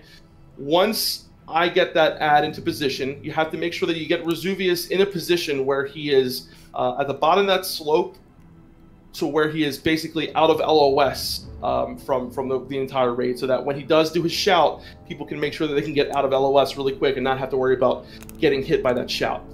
Now, the shield wall only lasts for, I think, a little less than 30 seconds or so, and what you need to do now is make sure that another priest mind controls one of those ads that was being tanked, right? So you want to mark them preemptively and say, okay, you know, my shield wall's coming up.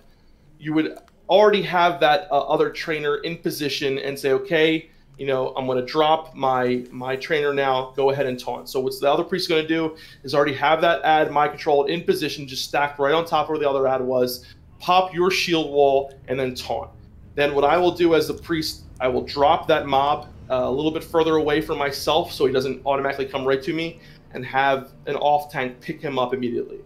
Now, that means 2 ads. That ad that I just used will be tanked for a minute. It will be a minute until I can mind control that ad again.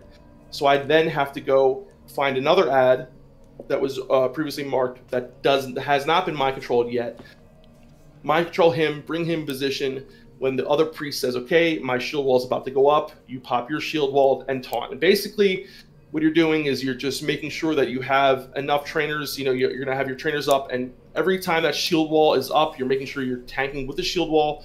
Once the shield wall's off, you have another one use the ability. So yeah, basically, you know, that's the whole fight. You want to make sure that, like I said, the range everyone is out of the LOS. The melee are going to be, just basically pounding on the Instructor Razuvious the whole time. The off tanks have to make sure that they pick up as soon as possible. Now, one thing that I've noticed, and I don't know if this is on the PTR or what, is that sometimes the mind controls break early. And even with 3%. I don't know if this is something that was wrong on our server or what, but... And it happened on the official one, too, didn't it? Right, it did happen, yes. So, having a backup priest is something that you want to have as well in case yours breaks early. And, like I said, you want to have that other instructor, the other trainee up and ready to taunt just in case something like that happens. So immediately after I get mine in position and taunt him, the other priest is already going to mind control the other one and just be meleeing him until I'm ready. But just in case mine breaks early or something like that happens, they still get that debuff for a minute. So you have to be very careful. If they all end up breaking early, you're going to get screwed, right? Yeah. So hopefully that doesn't happen where they all break early. But, making sure that you have 3% hit will definitely minimize the fact of them breaking early. Yep. You'll still have a 1% chance to be resisted. There's nothing you can do about it. Exactly. There's still that 1% chance of being resisted. If you're extremely unlucky, that can happen. But, the odds of that happening with all 4 of them is very low. But again, remember, there is nothing you can do if, for any reason, all 4 of them drop earlier or something like that, and you have to wait that minute for that debuff to get off. Yep. Potentially... the tank could, shield block and last a little bit for a few seconds if it's at the end of the fight, but you don't want that to happen because they are going to get killed very quickly. Yeah. But hopefully it all goes well and that fight is pretty easy if everything goes right. That was good. Yeah, this can be a tricky fight for sure. Make sure your priests know what they're doing. Otherwise, you're going to have a really hard time in this fight. And for any reason, if for some reason, if the trainees are getting really low, the tanks, some of the healers might have to heal some of them just a little bit to keep them alive. But once Instructor Razuvious is dead, you just kill the trainees. They're really easy to So from a healer perspective, because, some of your healers won't be healing in this fight. So, shaman, paladins, druids, you're going to have to take control of this fight. And for the healing perspective, you have to heal 2 different targets. You have to heal the off tanks, who are tanking these 3 other ads, or 2, depending on how many are active, and healing the trainees that are being mind controlled, because you got to keep them up as much as you possibly can as well. Yeah. So try not to heal them. You don't want to keep them at full health, but No, you just don't want them to get burned down though. Exactly. Either. Yeah, because you want to have as many options as available to your priests their mind control. Okay, so we're going to move through the animated weapons. We're going to go through that, and we're going to get to Gothik the Harvester. We're almost there, guys. A couple more bosses. I'll do this pretty briefly. It's pretty simplistic. There's 2 sides of the room. There's the living side, which is the left, and the dead side, which is the right. You walk into the room, you'll see Gothik on the balcony, on the living side. The fight doesn't start until you actually hit him with something, so don't hit him. Make sure your raid is in the right positions. Horde-centric, we're going to be moving shamans and melee to the living side. Sorry, to the dead side on the right. And then everyone else will be on the left, which is the living side. Yeah. Anything that is killed on the living side will be spawned as a ghost on the dead side. So what you want to do is make sure that the left side isn't over DPSing, and then so that the right side doesn't get inundated with mobs. But with today's DPS and if you split your raid properly, this shouldn't be an issue. Yeah. Once he's engaged, he will not do anything. You'll just hit him, and then he'll close the gate in the middle of the room, so you can no longer go between the 2 sides, and you can't leave the room. He'll spawn ads in the living side. These are made up of Death Knights and Death Knight trainees and these other types of Death Knights. There's the one mob that does all the damage. I can't remember what it is.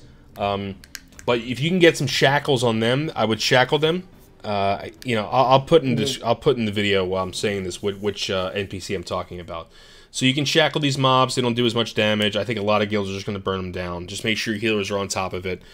As they die, they'll be transported. Their spirits will be transported to the dead side. Your other group will be doing the damage on that side.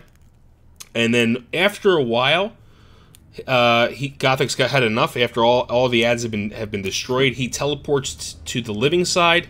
You can DPS him. Then he teleports to the dead side. You can DPS him. He goes back and forth, but the gate in the middle still isn't open yet. at a certain HP position, I think it's 20%. The gates open, and whoever side you're not on, you just rush to him and kill him. Really not that bad of a fight. It's pretty simplistic. I'm sure I'm missing a few mechanics. Let me just make sure. Mechanics that the Gothik actually does. Anything to add, Ayle, that pops out?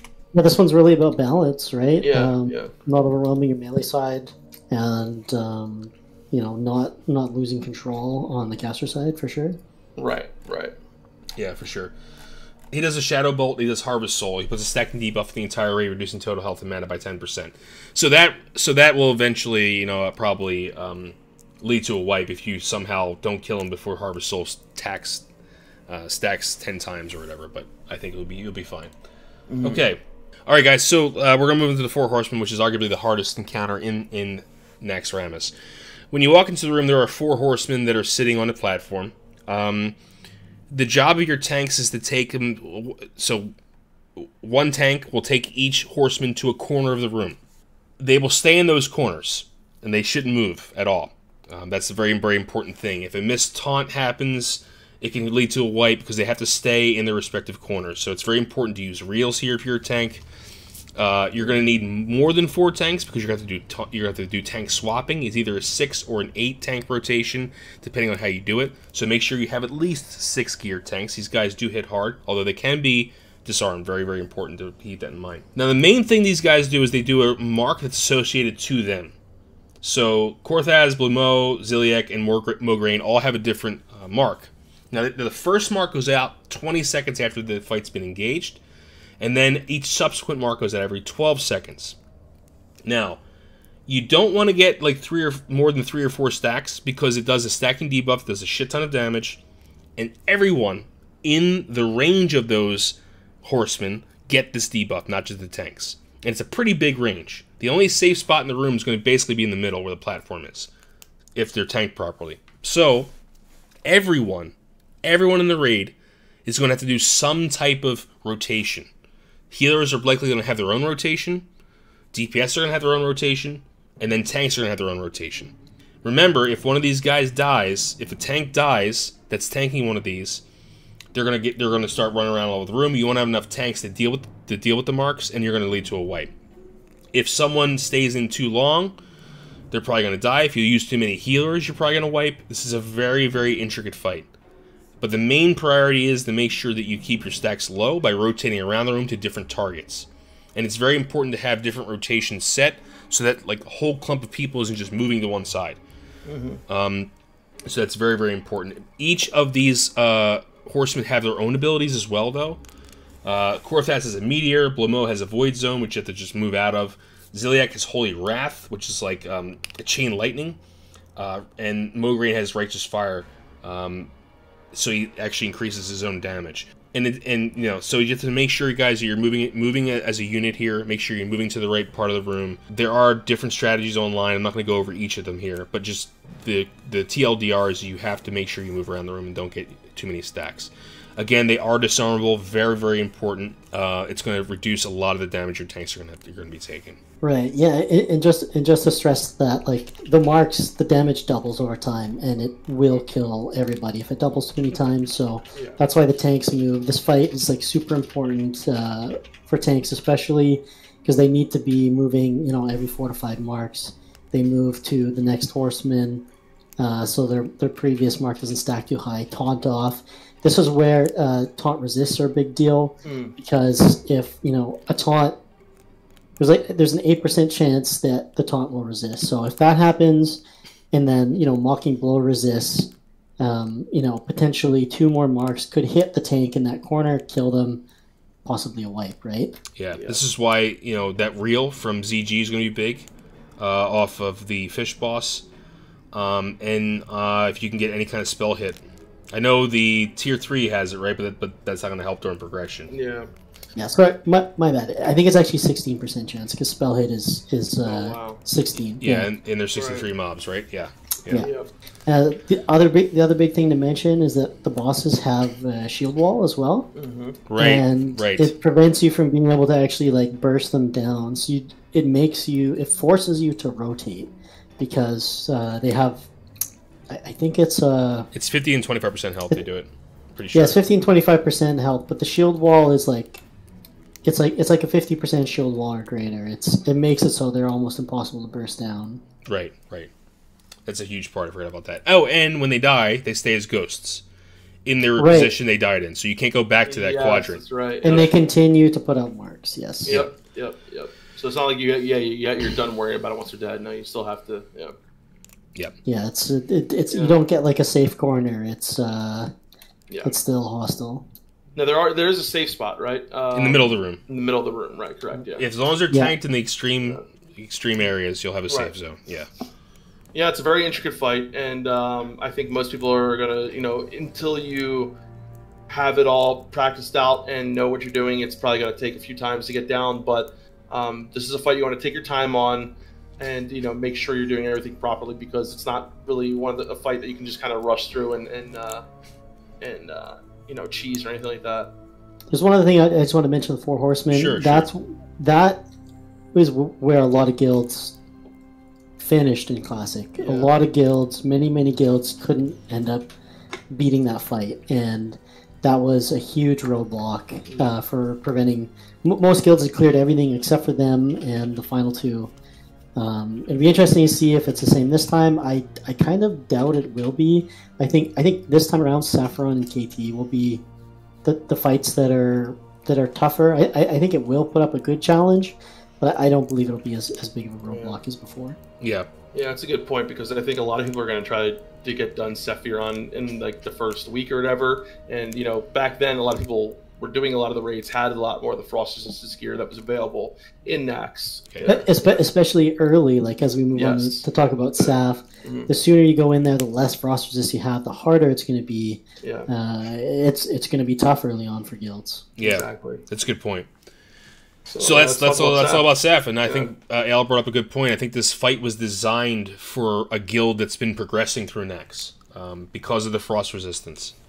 Now, what's interesting is Blizzard just put out a hotfix about this, so this is really interesting. Originally, the way the fight was designed, it was the Frost Pulse, which is the biggest mechanic of Sapphiron that does raid-wide frost damage, was designed to go out every second. The reason it didn't was because of issues with server ping and tick rates and stuff like that. So when you would get sometimes portions of the fight where it would go out every second, and then you would get a point where it would go every 2 seconds.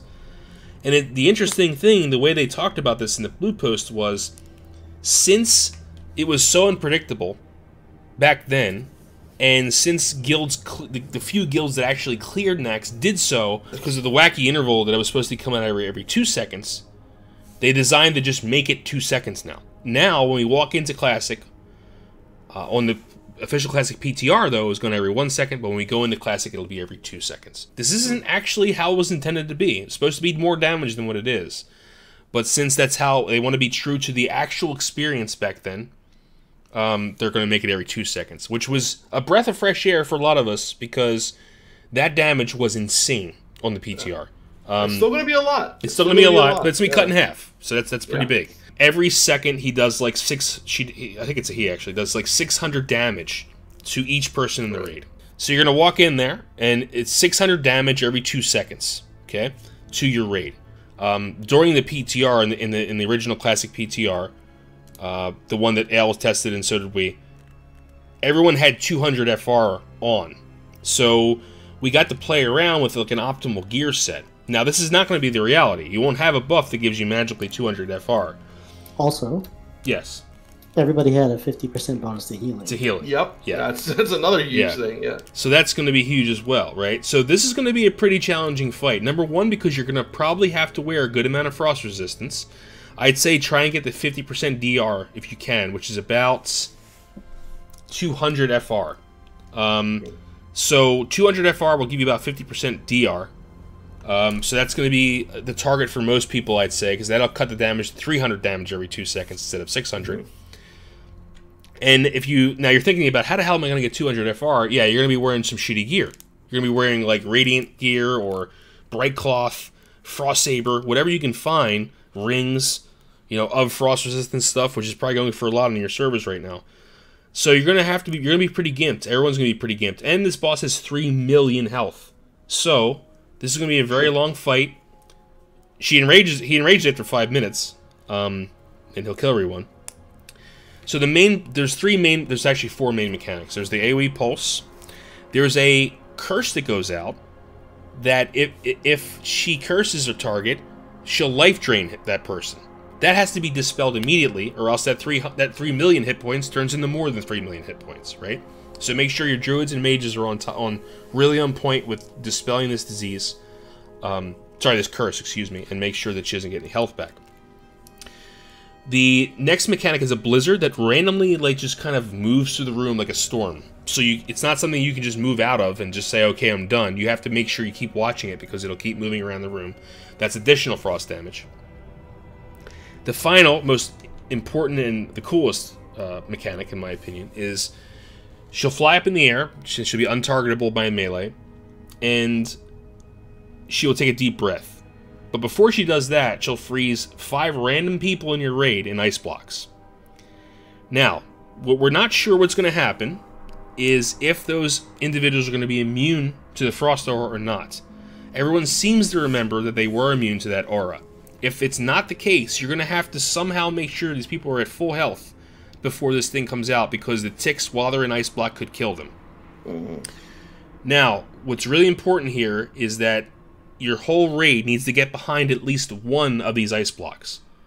Because after she takes the deep breath, she drops a frost bomb.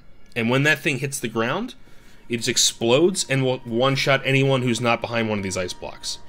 In that time, when it explodes, it'll also release the person who is in an ice block as well. So your raid will go back to normal after this happens, as long as everyone's behind one of these ice blocks. You know, there's a lot more to talk about here as far as healing is concerned, how to tank, how to DPS it, but that's basically the entire fight mechanics-wise.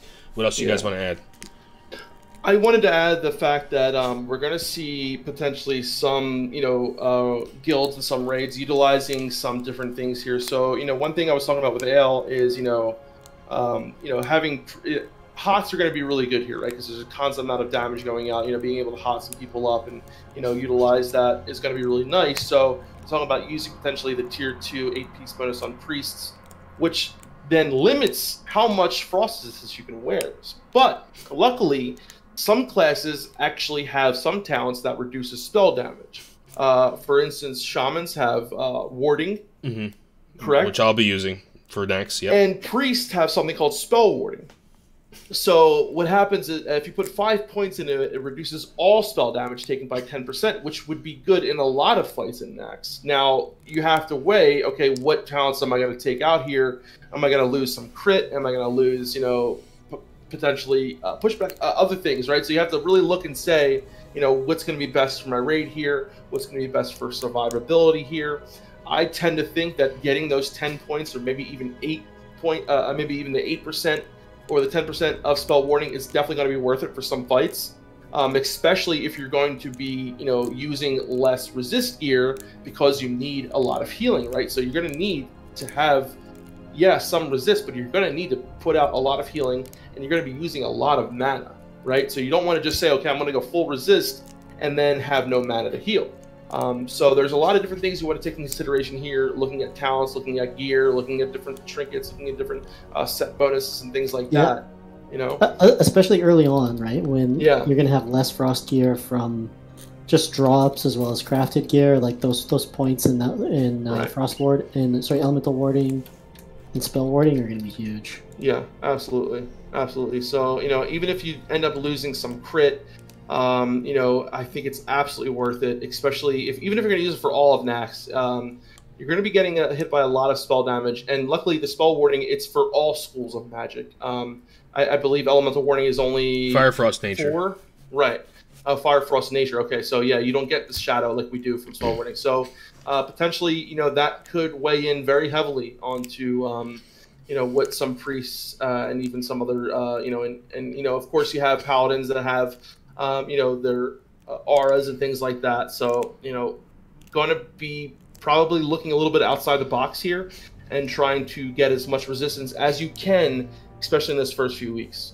Yeah, 100%. Like, make sure you get, if you haven't farmed already, like, really get to farming.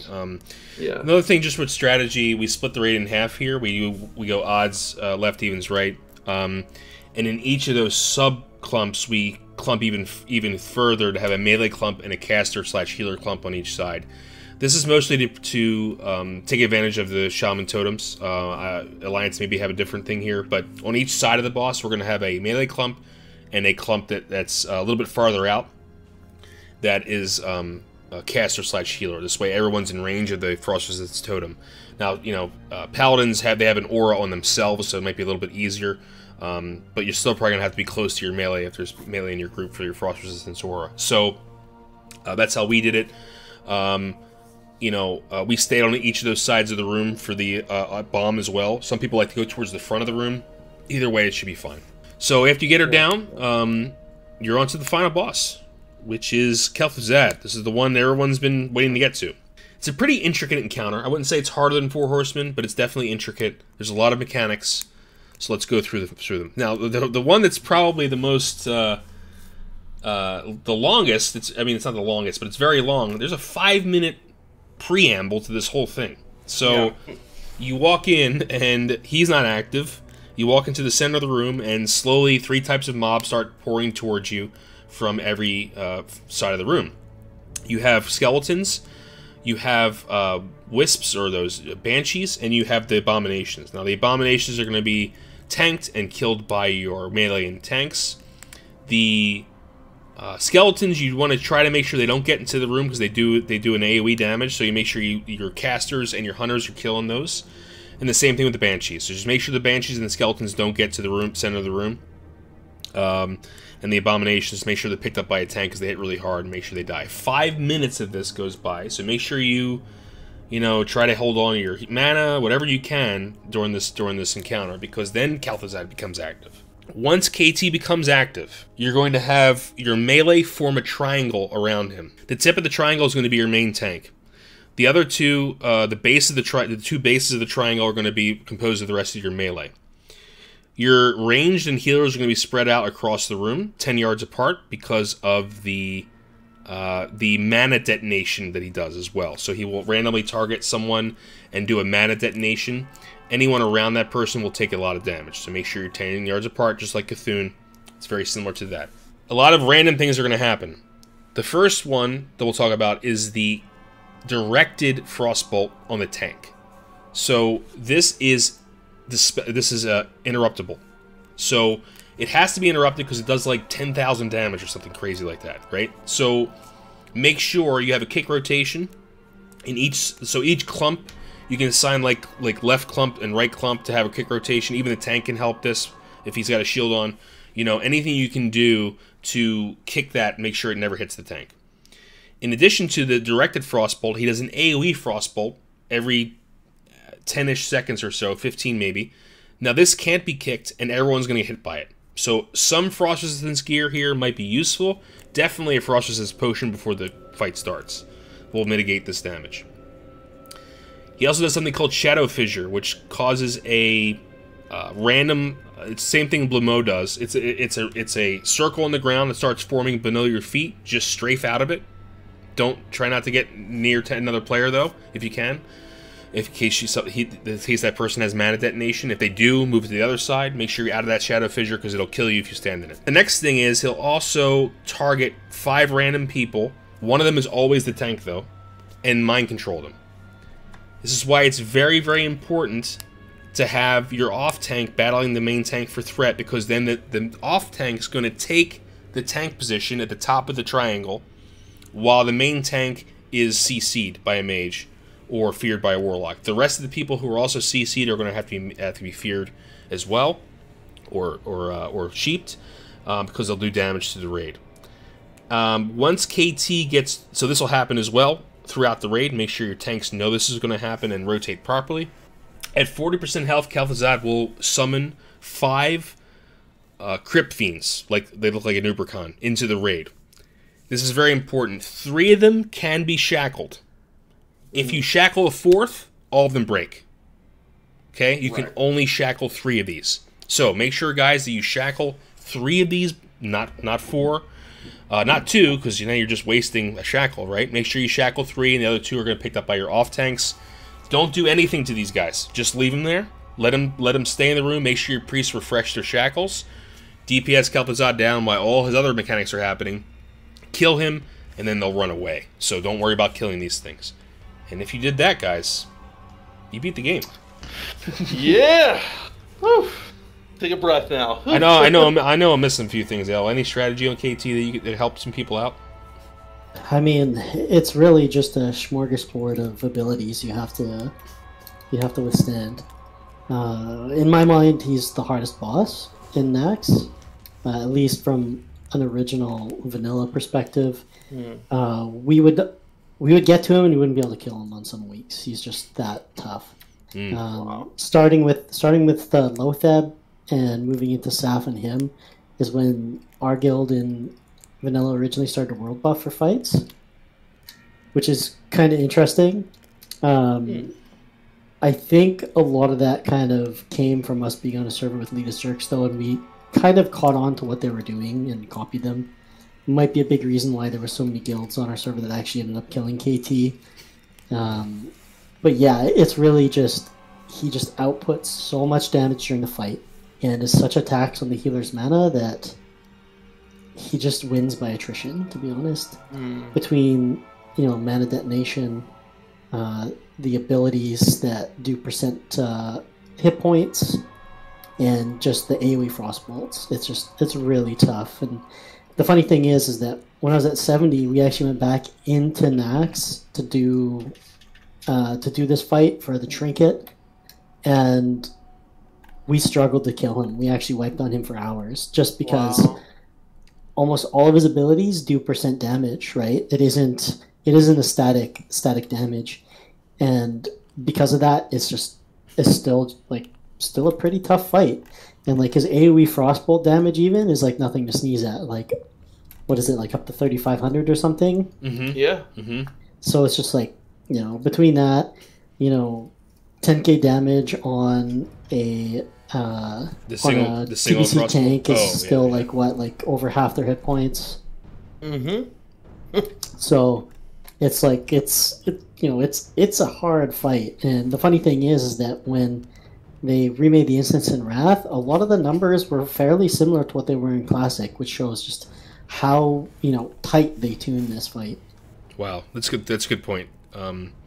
I think all in all, the final thing I want to say, each person a final thing, and actually I want to ask direct Ayle's final thing. But I think we went through a lot here tonight. So my final thing is this: this isn't Wrath of the Lich King. If you have memories of Naxx like I do in Wrath of the Lich King, some of the biggest surprises I saw going into the PTR and going into the official PTR is that I didn't even notice some of these mechanics existed because we just stomped this shit, right? There's a lot more, like Ayle said, intricacy to the fights. There's a smorgasbord, I think you said, of abilities that just get kind of you get swept under the rug when you're in Wrath, when you have so much more damage and they've been it's just a lot different, right? Similarly, I like to say to people who cleared it in vanilla, which is a very small amount of people, but people who even I think there's still a lot to kind of pay attention to this time around. And try to think about maybe new strategies, because I think of some of the old strategies, I'm sure Ayle can attest to this, probably didn't work from back in the day, that we can implement now to try to make these a little bit easier. World buffs obviously being one of them, but that's not really a strategy. Def, what do you got? So I want to go into this saying that a lot of people saw Classic WoW, especially the rating of Classic WoW, as kind of a joke or whatever compared to retail, compared to a lot of the mechanics that goes on. Classic WoW definitely is in its infancy when it comes to mechanics and things like that. And MC, BWL, and even AQ were very easily triumphed over. And I think a lot of people saw how quickly these raids were kind of raffle stomp, whatever you want to call it. I'm not going to say that that's not going to happen with Naxx, but I do think that the majority of guilds are going to be in store for a lot more of a surprise than they saw previously in the other raids. I think it's going to take a lot more, of the raids working together in unison, a lot more of the individual, responsibility that we're going to see here in Naxx. So, whether, you have 30 great people, all it takes is one person to screw things up. And I think that, we're going to see where World of Warcraft started to change and started to, have different and more impactful mechanics. And it started here in Naxx, in Naxxramas. And I think, world buffs are definitely going to play a big part, but they're not going to play as nearly as big as a part they did in other raids. I think world buffs are, they were used in earlier raids to, make the content basically, a joke, whatever you want to say. But I think here in Naxx, world buffs are not as much as a crutch as they were before. Obviously, they're going to help, get through a lot of the fights, a lot of the encounters a lot quicker, but you still have that individual responsibility. As far as a healer, I'm really looking forward to Naxx. It's definitely not going to be what it was back in Vanilla, right? It's not going to be the challenge that it was back in Vanilla for a lot of those people who, we know a lot more now, but I still think it's going to be a challenge, and I still think people should respect and look at Naxx and come in there with a level of respect and know what you're doing before you go in there. Yeah, I have a more directed closing for you, if that's okay. You've cleared this in every conceivable way. What advice can you give to people who've never done it or who are returning to it? How can people do well in this raid and not get burned out? Well, for just $14.99, you can sign up for Naxx tips. No, really, it's very consumable heavy. Make sure you have frost pots. Make sure you have shadow pots. Make sure that if you don't know the strats, follow your raid leader. Make sure they're knowledgeable about fights. There's a lot of individual responsibility that can make or break the raid. It's kind of tests everybody individually throughout the whole raid. It's kind of their first. I don't know if I want to say masterpiece because it still has some of the, classic, clunky things, but it's definitely a window to their greatness for sure. Yeah. So the main thing I think is just being consumable ready, and hopefully you're in a guild that has a full 40 people all ready to go, and can get in there and put the time to get through it. Yeah. Oh yeah, dude. I don't know about you guys, but I'm so excited. Yeah, Me too. I'm excited for a challenge. I'm excited to be back in Naxx. Again, my favorite raid. I even like it more than Old War. I don't know what it is. I love Death Knight lore, and I love the whole Scourge thing. So I think that's why I like it. You like it better than Kara too, right? I do. Yeah, I do. Yeah. Guys, I'm gonna post another video like I usually do for every raid tier called thoughts and predictions. But I'm gonna wait until we touch every boss on our PTR and make sure I have an accurate understanding. But I want to thank everyone for listening. Make sure to check out Ayle. Ayle, he streams once in a while at twitch.tv/AyleGaming. And make sure you check him out. He raids with Onslaught. They just did 2 speedruns recently, so that was a lot of fun to watch. And yeah, thanks for listening, guys. Keep on and grinding. Hell yeah! Thanks for being here, Ayle. We love you, man. Hey, thanks for having me. Good luck, everybody in Naxx. Yeah, good luck, guys. Boys.